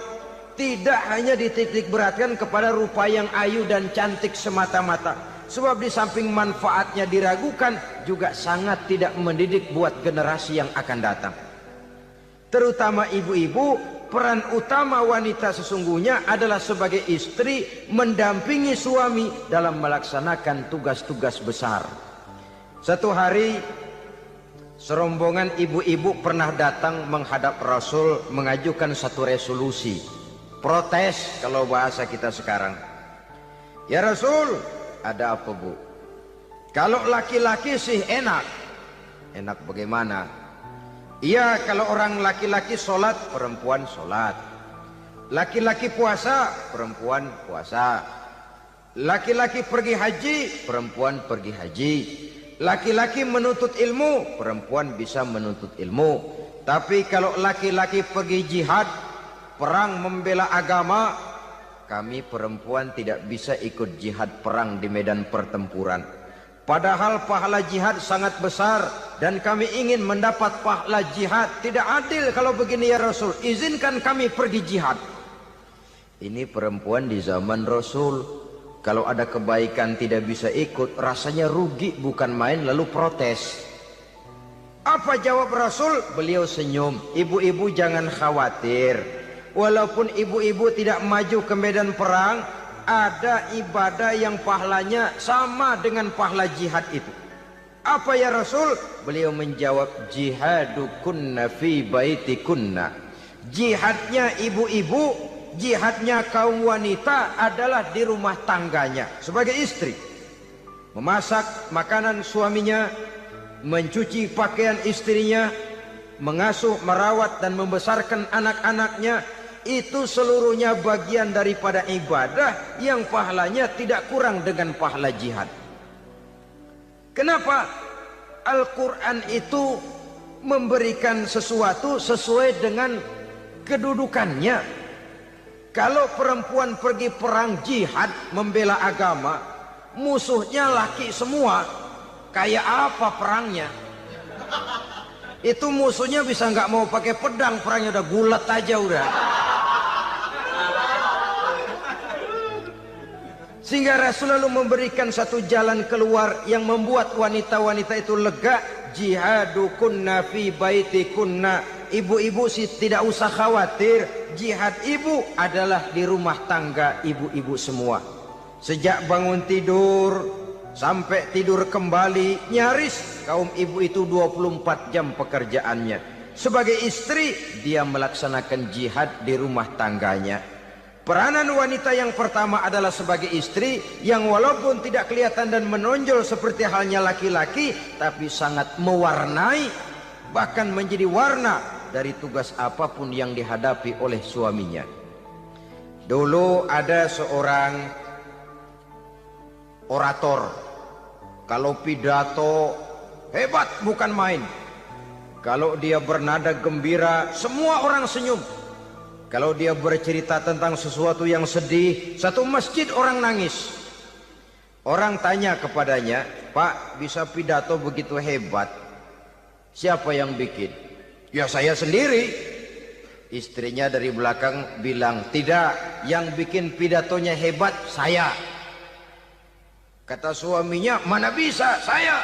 "Saya," kata istrinya. "Kalau saudara tidak percaya, tunggu Jumat depan. Dia khutbah Jumat, saya akan bikin khutbahnya tidak hebat," kata istrinya. Sudah hari Rebo, siap-siap mau bikin konsep khutbah. Baru mau nulis, datang istrinya. "Bang, tolong pegangin anak, saya mau ke warung." Mau bikin konsep lagi, kata istrinya, "Bang, tolong ini, tolong itu, tolong ini." Sampai mau berangkat khutbah Jumat, khutbah belum selesai dibikin. Begitu naik mimbar, kehabisan bahan. Sudah 10 menit masih ama ba'du, ama ba'du, ama ba'du. Ini yang dengar heran, ini orang kok bicaranya bisa cuma amat sama badu, amat sama badu saja. Di situ kelihatan saudara-saudara betapa peran serta istri yang walaupun tidak kelihatan oleh pandangan mata yang zahir, tapi teramat sangat menentukan. Sekali lagi, tidak ada seorang suami bisa sukses jadi apapun dia tanpa peran serta istrinya di rumah. Tidak ada kemajuan yang bisa diperoleh kalau tidak karena peran serta istrinya di rumah. Tidak ada kesuksesan yang bisa diraih tanpa keikutsertaan daripada istrinya di rumah. Walaupun suaminya yang dikenal orang, suaminya yang dipuji orang, suaminya yang disanjung orang, bagian besar tetaplah saham dan andil daripada istrinya yang di rumah itu. Ini makna an-nisa imadul bilad. Wanita adalah tiang negara. Jikalau baik wanita, baik negara. Jikalau rusak wanita, hancur negara. Karena wanita, negeri Sabah menjadi terkenal, tentram, aman, wawasan politiknya luas. Seorang semacam Cleopatra bisa menaklukkan Julius Caesar. Dan begitu selanjutnya. Banyak cerita-cerita betapa wanita yang berperan di belakang layar ini bahkan bisa menggoyangkan negara. Bahkan yang paling dekat saja contoh dengan kita, Senator Gary Hart. Saudara masih dengar tentu itu. Betapa harus terpaksa mengundurkan diri dari pencalonan presiden Amerika karena kasusnya dengan Donna Rice itu, dengan hostess itu. Betapa di sini seorang perempuan atau seorang wanita sanggup membongkar seseorang yang punya masa depan ceria untuk menuju kursi kepresidenan dari suatu negara adidaya seperti Amerika, bisa gagal berantakan karena skandalnya itu. Apa penyebabnya? Wanita. Tapi wanita juga bisa menyebabkan menjadi cambuk majunya laki-laki. Wanita juga bisa menghancurkan dan mengubur laki-laki. Saudara hadirin yang saya muliakan, ia memang kelihatannya makhluk yang lemah, tapi di balik kelemahannya itu sesungguhnya dia bisa menelan laki-laki yang bagaimanapun besarnya. Saudara-saudara kaum muslimin rahimakumullah, terutama ibu-ibu yang saya hormati, jadi peranan yang pertama wanita sebagai seorang istri. Yang kedua, wanita sebagai ibu. Ini juga sangat besar pengaruhnya dalam membentuk generasi masa yang akan datang. Bapak, oleh karena kesibukan tugasnya tentu lebih banyak di luar rumah. Yang nyaris 24 jam di rumah itu ibu. Bagaimana dia merawat anaknya, bagaimana dia menaruh perhatian terhadap anaknya, bagaimana ia melimpahkan kasih sayang kepada anak-anaknya, akan membentuk kepribadian anak dan artinya membentuk generasi yang akan datang. Kalau seorang ibu sudah cuek-cuek saja kepada anaknya, padahal Quran mengatakan al-jannatu tahta aqdamil ummahat, surga di bawah telapak kaki ibu. Hadis ini bisa kita artikan macam-macam. Pertama, anak tidak akan mendapat kebahagiaan tanpa ridho daripada ibunya. Kedua, ibu adalah wanita agung yang harus ditaati. Ketiga, neraka atau surga anak bergantung kepada ibu, bagaimana dia mewarnai anak. Kalau ibunya cuek-cuek saja sama anaknya, dan sering jadi contoh klasik, kalau anak ayamnya beduk maghrib belum pulang, satu RT dicariin, hansip diundang, kalau perlu dan ramil dilaporin. Tapi kalau anak gadisnya jam 12 tengah malam belum pulang, ibu tenang saja Pak. Tidak tergerak dan tidak tertarik hatinya. Ya tentu tidak semua.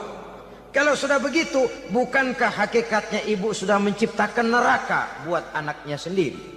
Khalil Gibran dalam satu tamsil yang indah pernah mengatakan, kalau kita diberikan sebutir mutiara, sebutir intan, dan intan itu sebutirnya sebesar telur ayam, benda yang sangat langka dan berharga, tentu kita sayang intan atau mutiara itu. Kita jaga baik-baik, kita simpan dalam kotak, kotaknya kita kunci, kotak itu kita simpan di dalam lemari, lemarinya kita kunci lagi, lemarinya ada di dalam kamar, kamarnya pakai pintu, pintunya kita kunci lagi.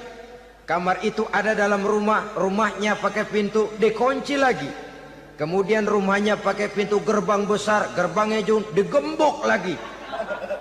Untuk menjaga intan itu jangan sampai hilang, begitu usaha kita berlapis-lapis. Dan intan itu sudah diberikan kepada kita, kata Khalil Gibran. Apa dia? Anak-anak yang diamanahkan Allah kepada kita. Itu intan-intan mahal, itu mutiara-mutiara pilihan yang dititipkan dan diamanahkan untuk kita jaga sebaik-baiknya. Haruskah dia sia-sia di tangan kita? Haruskah dia merana jatuh di tangan ibu yang tidak punya tanggung jawab? Saudara hadirin yang saya muliakan, oleh karenanya peranan sebagai ibu ini sangat menentukan bagi pembentukan generasi yang akan datang. Salah ibu mengarahkan anak, akan lahir generasi mendatang yang tidak kita harapkan. Sehingga Nabi bersabda, kullu mauludin yuladu 'alal fitrah fa abawaihi yuhawwidanihi aw yunassiranihi aw yumajjisanihi. Setiap bayi dilahirkan dalam keadaan suci, setiap bayi dilahirkan dalam keadaan bersih, tidak punya dosa.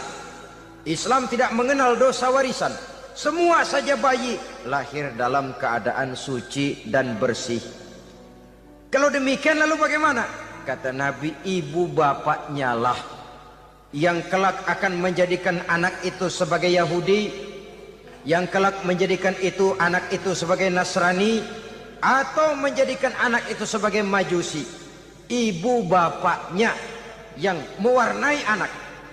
Ibaratnya anak itu kertas putih, mau ditulis tinta hijau warnanya hijau, mau ditulis tinta merah warnanya merah, mau ditulis tinta hitam pun warnanya hitam. Oleh karena itu pembentukan anak yang soleh secara mental sesungguhnya sudah diwarnai oleh kebiasaan ibu bapak dalam pergaulan di rumah tangganya secara mental. Sehingga dengan demikian saudara-saudara, salah kaprah ibu dalam mengarahkan anak-anaknya akan melahirkan generasi penerus yang sungguh-sungguh tidak kita harapkan, dan pada gilirannya akan membahayakan perkembangan bangsa dan negara, membahayakan kita sebagai suatu umat. Apalagi sekarang ini masih banyak orang-orang muslim, orang-orang tua muslim yang kadang-kadang menyekolahkan anaknya di sekolah yang membahayakan akidahnya, mematikan imannya, menghancurkan tauhidnya. Pokoknya asal bonafid keluar sekolah ada jaminan lapangan kerja, perkara anak mau kafir mau murtad bukan urusan. Alangkah ironi dan sangat menyedihkan. Saudara-saudara yang saya hormati, jadi dari segi kaum wanita peranan ibu sangat besar.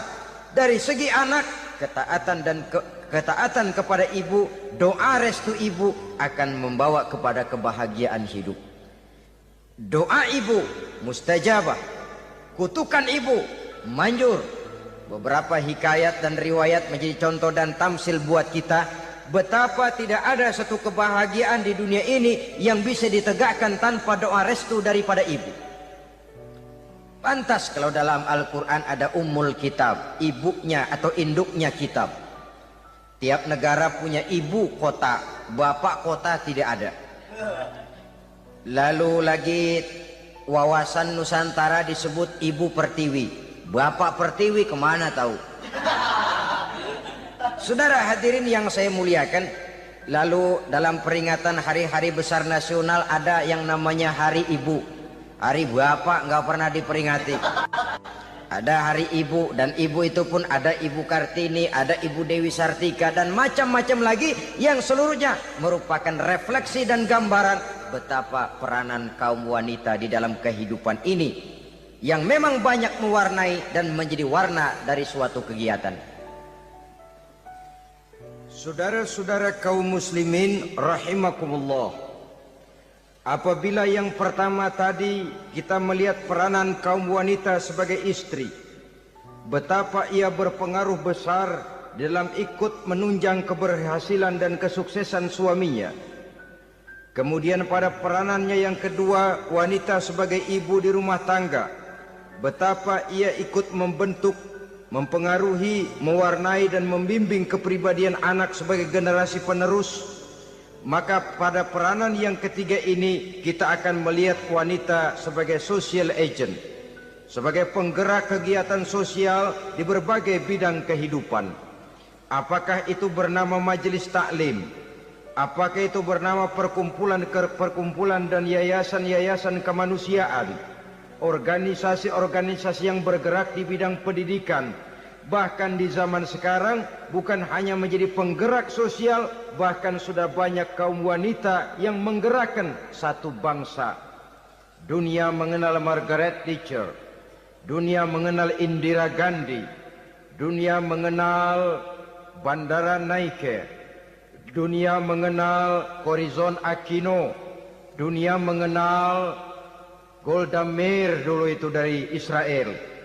Dunia mengenal Imelda Marcos yang ambisius, tapi yang kemudian melangkah kepada jalan yang negatif dari tujuan semula. Ini bukan hanya sekedar social agent, tapi bahkan sudah mengarah kepada menggerakkan dan mewarnai suatu bangsa. Islam membuka pintu ke arah itu. Wanita duduk dan berfungsi sebagai social agent, mengurus berbagai macam perkumpulan yang bertujuan kepada kebajikan, menyantuni yatim piatu, memelihara kesehatan, menyayangi binatang, memelihara kelestarian lingkungan dan lain sebagainya. Islam membukakan pintu sepanjang peranan sebagai istri dan sebagai ibu tidak diabaikan. Ini sebab yang utama. Salah seorang perempuan, kaum wanita, kalau terlalu aktif berorganisasi, terlalu aktif bermasyarakat, terlalu aktif dalam berbagai macam perkumpulan, lalu melupakan tugas utamanya sebagai istri dari suaminya, sebagai ibu dari anak-anaknya. Ibu asik rapat sana rapat sini, anak tidak pernah diajak rapat. Akhirnya si anak bikin perkumpulan sendiri, rapat menurut versi mereka. Sehingga akibatnya yang timbul anak merasa kurang diperhatikan oleh ibunya. Ngaji bagus, tapi kalau sepanjang hari ngaji saja, suami pulang mau makan tidak ada makanan, mau berganti pakaian belum lagi diteriskan pakaiannya, tentu ini melupakan fungsi yang utama. Kegiatan sosial, kegiatan di organisasi adalah jadwal kegiatan setelah fungsi sebagai istri dari suami, sebagai ibu dari anak-anak dilaksanakan dengan sebaik-baiknya. Bukan tidak baik ngaji, kalau dari ngaji ke ngaji saja. Bangun tidur ngaji, jam 7 ngaji, berangkat jam 11. Sholat zuhur berangkat ngaji lagi, pulang sore, malam ngaji lagi. Suami tidak terurus, anak-anak pun terbengkalai, rusaklah rumah tangga. Dan bukankah satu bangsa terdiri dari satu tatanan masyarakat, dan tatanan masyarakat yang paling kecil bernama keluarga. Keluarga merupakan unit dari masyarakat, unit yang terkecil, dan keluarga terdiri dari pribadi-pribadi yang merupakan bapak, ibu, dan anak-anak. Sehingga masyarakat bangsa yang baik terdiri dari masyarakat yang baik. Masyarakat yang baik tersusun dari keluarga-keluarga yang baik, dan keluarga yang baik akan muncul dari pribadi dan individu yang baik. Pribadi dan individu yang baik yang sadar mana kewajiban yang primer, mana kewajiban yang sekunder. Sebagai social agent, dia lalu mawas diri dengan tetap mempertimbangkan kodrat kewanitaannya itu tadi. Saya ikut prihatin kalau ada perempuan main sepak bola. Dan saya yakin betul kalau perempuan main sepak bola, yang nonton pasti bukan nonton bola. Ya mungkin bola juga, tapi bola yang mana? Itu wallahu a'lam. Ya dicari olahraga yang sesuai dengan kodrat kewanitaan begitu. Dicarilah olahraga yang sesuai dengan kodrat kewanitaan. Sepak bola sudah maju, ya belakangan saya katakan tadi muncul lagi wanita angkat besi. Belakangan bisa kita bayangkan wanita main tinju. Babak belur sudah kalau sudah begitu. Kemajuan dengan melupakan kodrat kewanitaan akan menyengsarakan kaum wanita itu sendiri. Silahkan maju menjadi social agent, menjadi penggerak di masyarakat. Para istri Rasul bisa kita jadikan satu figur. Siti Khadijah, figur sebagai istri pendamping yang setia. Dikala suaminya bingung, ia tampil memberikan pandangan. Dikala suaminya bingung, ia memberikan tanggapan. Dikala suaminya dimusuhi orang, ia menampakkan kesetiaannya. Kau tidak sendiri bang, aku di sisimu.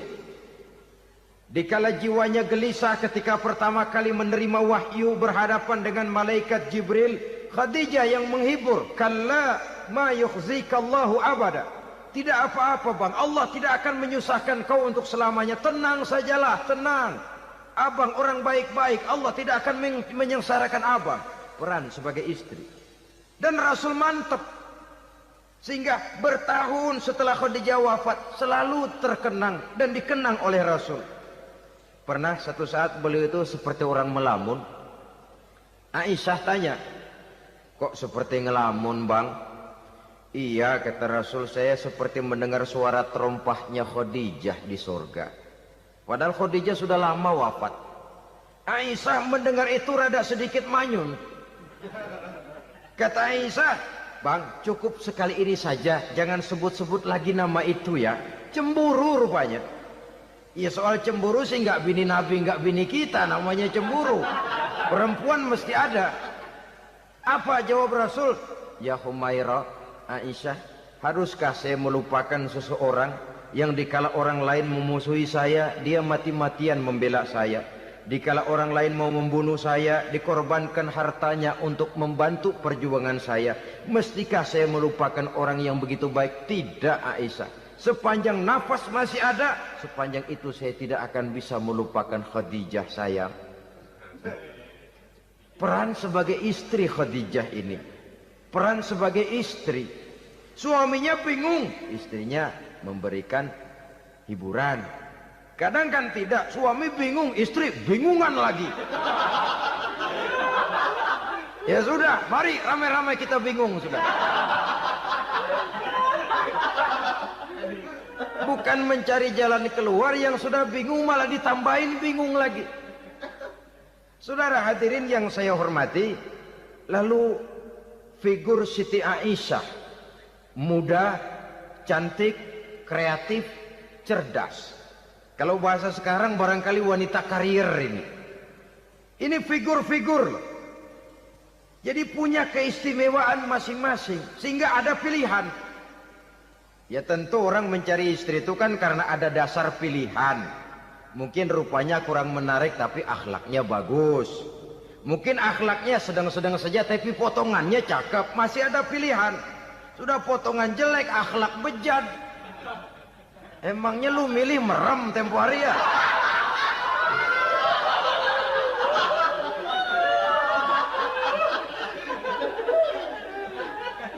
Sudah nggak ada pilihan apa-apa. Lalu ada istri yang punya keistimewaan karena sifatnya yang sabar. Ada yang wataknya itu pemurah. Ada yang sifatnya itu belas kasih. Pendeknya dari istri-istri Rasul kita bisa menemukan figur-figur wanita teladan. Sehingga keliru kalau kaum orientalis barat mengatakan Rasulullah itu katanya sesungguhnya adalah seorang seks maniak. Istrinya banyak. Oh ini memang bajingan ini orientalis ini. Kalau Rasulullah itu seorang seks maniak, tentu yang dinikahinya itu pertama jelas gadis semua, yang kedua tentu cantik-cantik semua. Dari istri-istri beliau yang dikawininya dalam keadaan gadis cuma Siti Aisyah. Selebihnya janda. Apa pertimbangannya? Menyantuni yatim-yatimnya, mengayomi janda-janda yang ditinggal suaminya gugur di medan perang, untuk memperkuat keimanannya. Itu pilihan utama Rasul. Kita sekarang ini ya ngakunya sih ikut sunnah Rasul, cuma sunnahnya urusan kawin melulu. Ada duit sedikit, kawin maning, kawin maning. Ditanya orang kenapa kawin melulu, sih mas sunnah Rasul. Bukan main. Kalau sudah urusan kawin pahlawan betul sunnah Rasul. Padahal kawin lagi dalam Islam itu sungguh pun boleh, tapi tidak diperintah. Tidak diperintah, memang cuma boleh. Itu kalau dalam pesawat itu cuma semacam emergency exit loh ya. Yang tidak boleh sembarang waktu bisa dibuka. Kalau memang sanggup berlaku adil, tafadhol. Kalau tidak, satu juga nggak habis. Lagian saya kira perempuan itu kan cuma perbedaan rupa saja, perbedaan selera saja. Seperti singkong dengan sate, bedanya kan cuma di tenggorokan. Kalau sudah masuk ke perut, kenyangnya kan sama. Perempuan cuma berbeda dalam selera, rasanya barangkali ya, barangkali.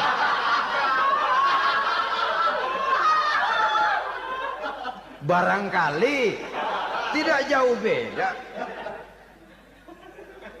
Saudara hadirin, nah Islam ini mengatur lewat pintu yang dinamakan nikah itu tadi, sehingga dengan demikian bisa dinikmati secara tenang, tentram. Tidak usah manusia ya, kucing saja. Coba lihat kucing. Kalau ikan dia boleh nyolong, kucing itu boleh curi, makannya nggak tenang kucing. Coba lihat ini. Asal dia nyolong ikan, makannya juga mindik-mindik. Matanya nengok kiri, nengok kanan. Ada sedikit gerusak, kabur. Secara nalurinya kucing tahu kalau ini ikan curian, makannya nggak tenang dia. Tapi kalau ikan kita kasih, kucing anteng, geledek juga nyamber, manteng aja dia. Nalurinya mengatakan ini ikan dikasih sama yang punya, tenang dia. Saudara hadirin yang saya hormati, orang juga gitu. Kalau hubungan suami istrinya sudah sah, diikat dengan akad nikah, tenang, anteng, nggak gerasak gerusuk, nggak kayak diubur-ubur maling, anteng aja. Dan yang ngintip juga gua cuek aja udah. Biarin aja dia ngintip, capek sendirilah.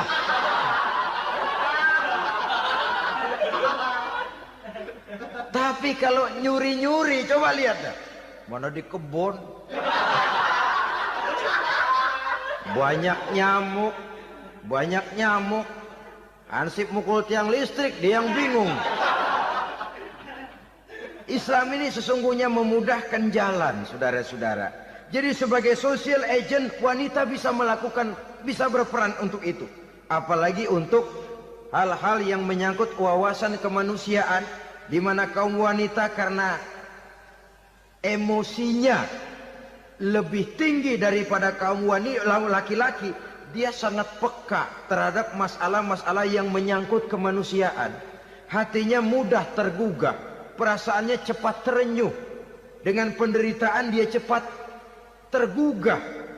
Dia bisa menjadi social agent tanpa harus melupakan fungsi utama sebagai istri dan sebagai ibu dari anak-anaknya, sebagai istri dari suaminya.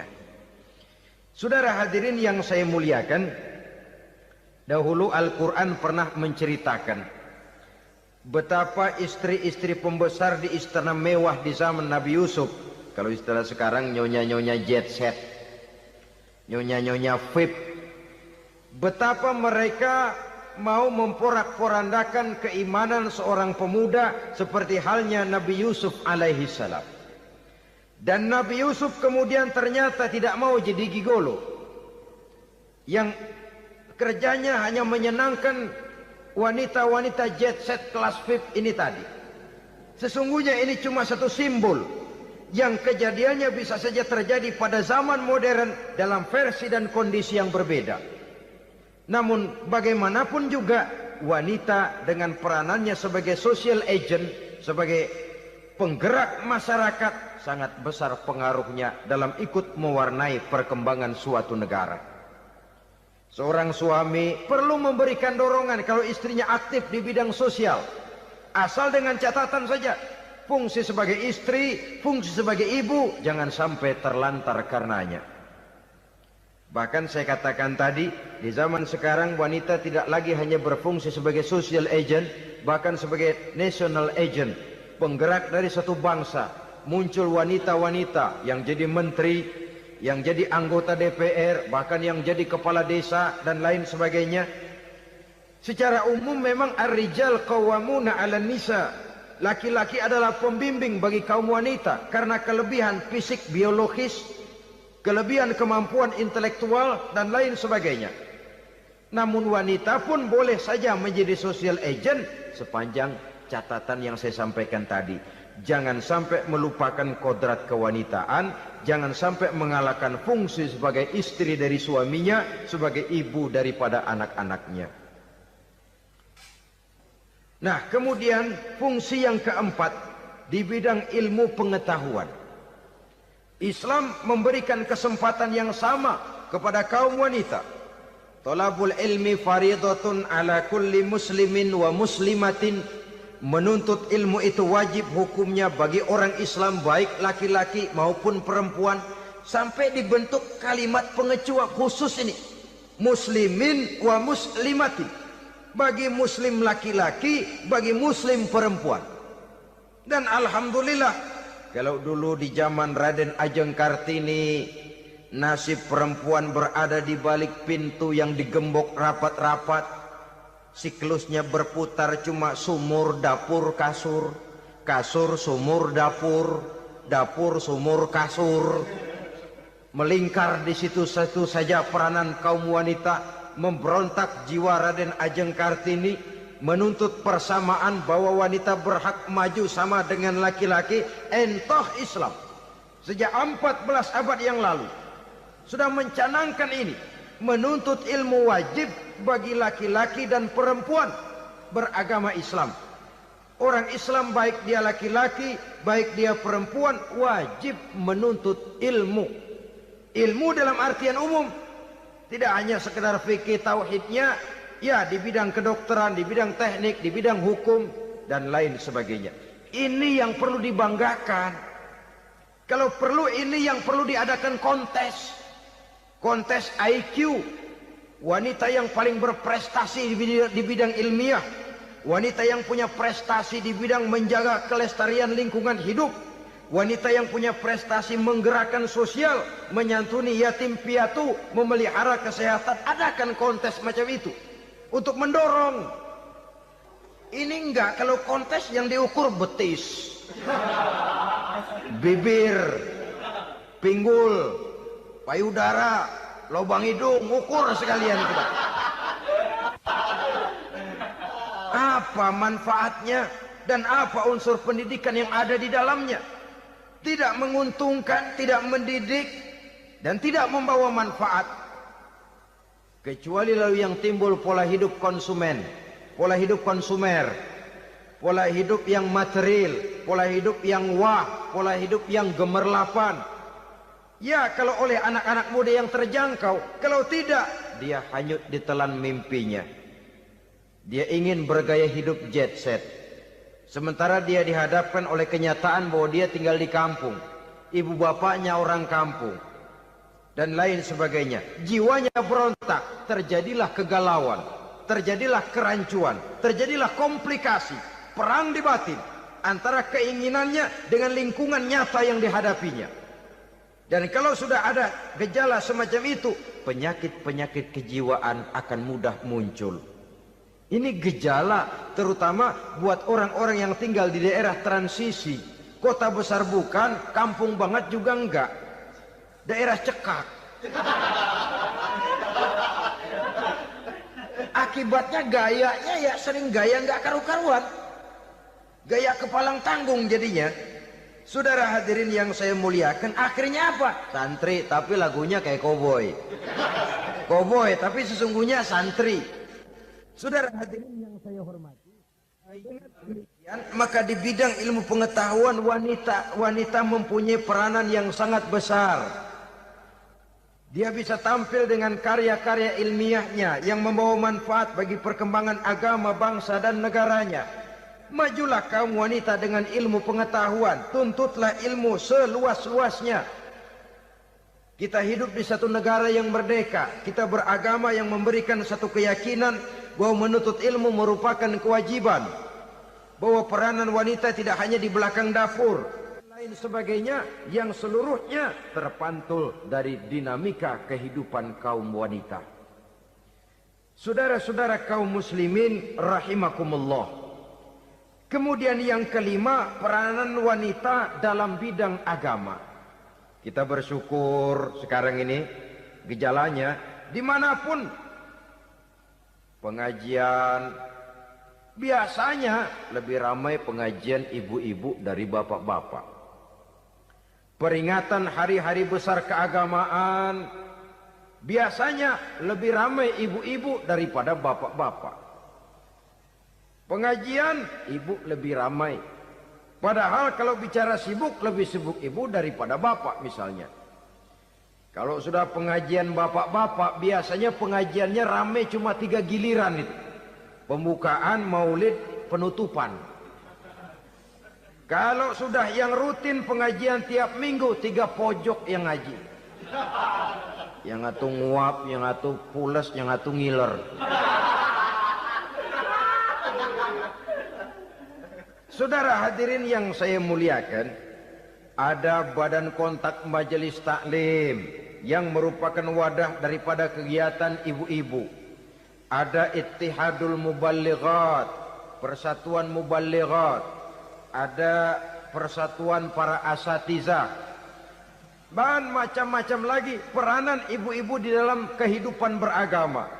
Tapi sesungguhnya harus dimulai dari bagaimana si ibu mewariskan jiwa agama kepada anak-anaknya di rumah tangganya. Kalau itu gagal, dia mau melangkah ke masyarakat, dia sudah gagal sejak awal sesungguhnya. Keberhasilannya dia menata masyarakat akan mengakibatkan dia nanti bernasib seperti Nabi Nuh. Berhasil mengajak beberapa orang kafir mengikuti ajarannya, tapi gagal mengislamkan putranya sendiri Kan'an. Bukan tidak berusaha, tapi memang Allah sudah menghendakinya sedemikian untuk menjadi contoh buat kita semua. Yang penting orang tua berusaha dan berikhtiar. Kalau sudah berusaha dan berikhtiar, anak ternyata memang sulit diurus, barangkali memang fotokopinya Kan'an tuh anak. Ya orang tua kalau sudah berusaha, ya tawakallah. Jangan belum berusaha lalu berkata, jangan anak kita, anak Nabi aja ada yang bengal. Ngajar tidak mau, mengajar anak tidak mau, mendidik anak tidak mau, lalu mencontoh Nabi, salah kaprah namanya. Kaum wanita bisa berperan di dalam agama. Ketika Rasul hijrah, itu kan beliau tidak langsung ke Madinah. Dari Mekah itu beliau mengambil jalan arah ke kiri menuju Gua Sur. Ini dalam strategi militer punya makna sendiri. Jenderal yang ulung, ahli strategi militer ini.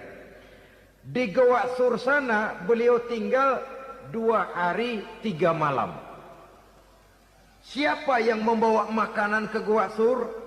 Siapa yang menjadi kurir untuk mengintai kegiatan-kegiatan Quraisy setelah Nabi berangkat hijrah? Asma, putri Abu Bakar Siddiq radhiyallahu anhu. Jadi kurir, jadi spion, membawa makanan untuk Rasul dan ayahnya di Gua Sur. Ini peranan wanita. Di tengah bahaya, di tengah keadaan posisi terjepit, Rasul di dalam gua, diamatinya keadaan Quraisy, dilaporkannya kepada Rasul. Jasa seorang wanita bernama Asma, putri dari Abu Bakar Siddiq radhiyallahu anhu. Rabi'atul Adawiyah, seorang sayyidah sufiyah, ahli tasawuf yang terkenal dengan ajaran cintanya kepada Tuhan. Dia bisa menjadi tokoh wanita dalam gerakan sufi oleh karena kegiatannya di bidang agama, dalam arti mujahadahnya kepada Allah Subhanahu wa taala. Dia korbankan bagian besar daripada hidupnya untuk mengabdi kepada Allah. Setelah suaminya meninggal, seumur hidup dia tidak pernah nikah lagi. Bukan tidak cantik, cantik. Bukan tidak ada yang mau, banyak yang meminang. Bahkan diantaranya termasuk Sufyan Tsauri, seorang tokoh juga, pernah mencoba meminang beliau.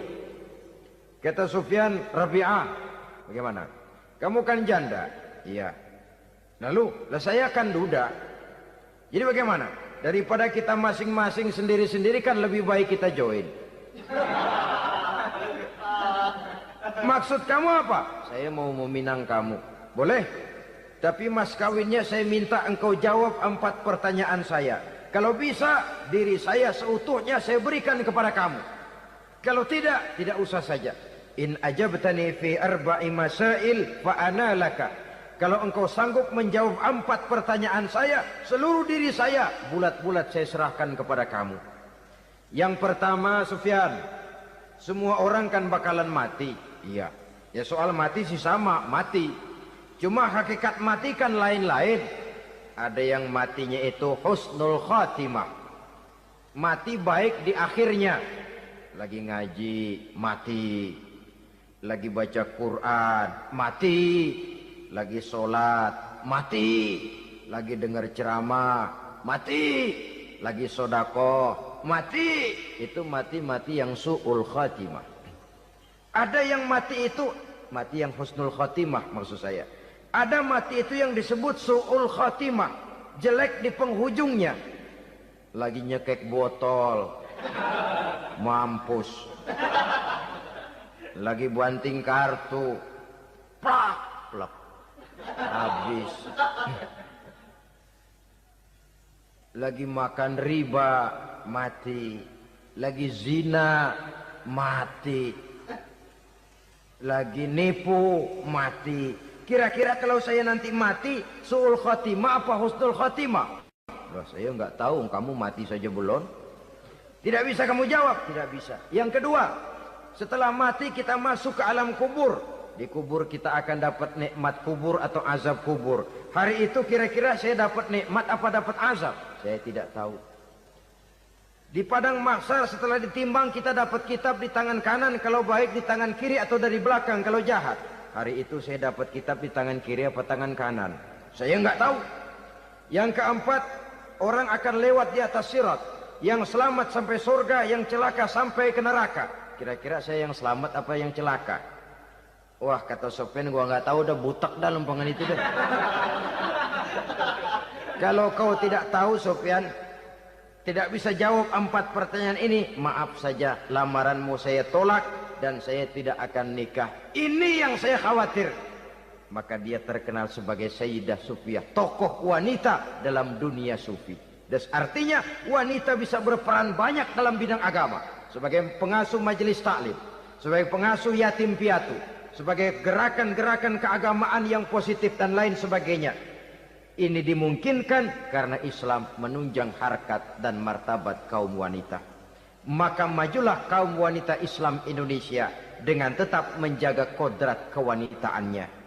Inilah yang kita sampaikan pada kesempatan ini. Terima kasih atas segala perhatian.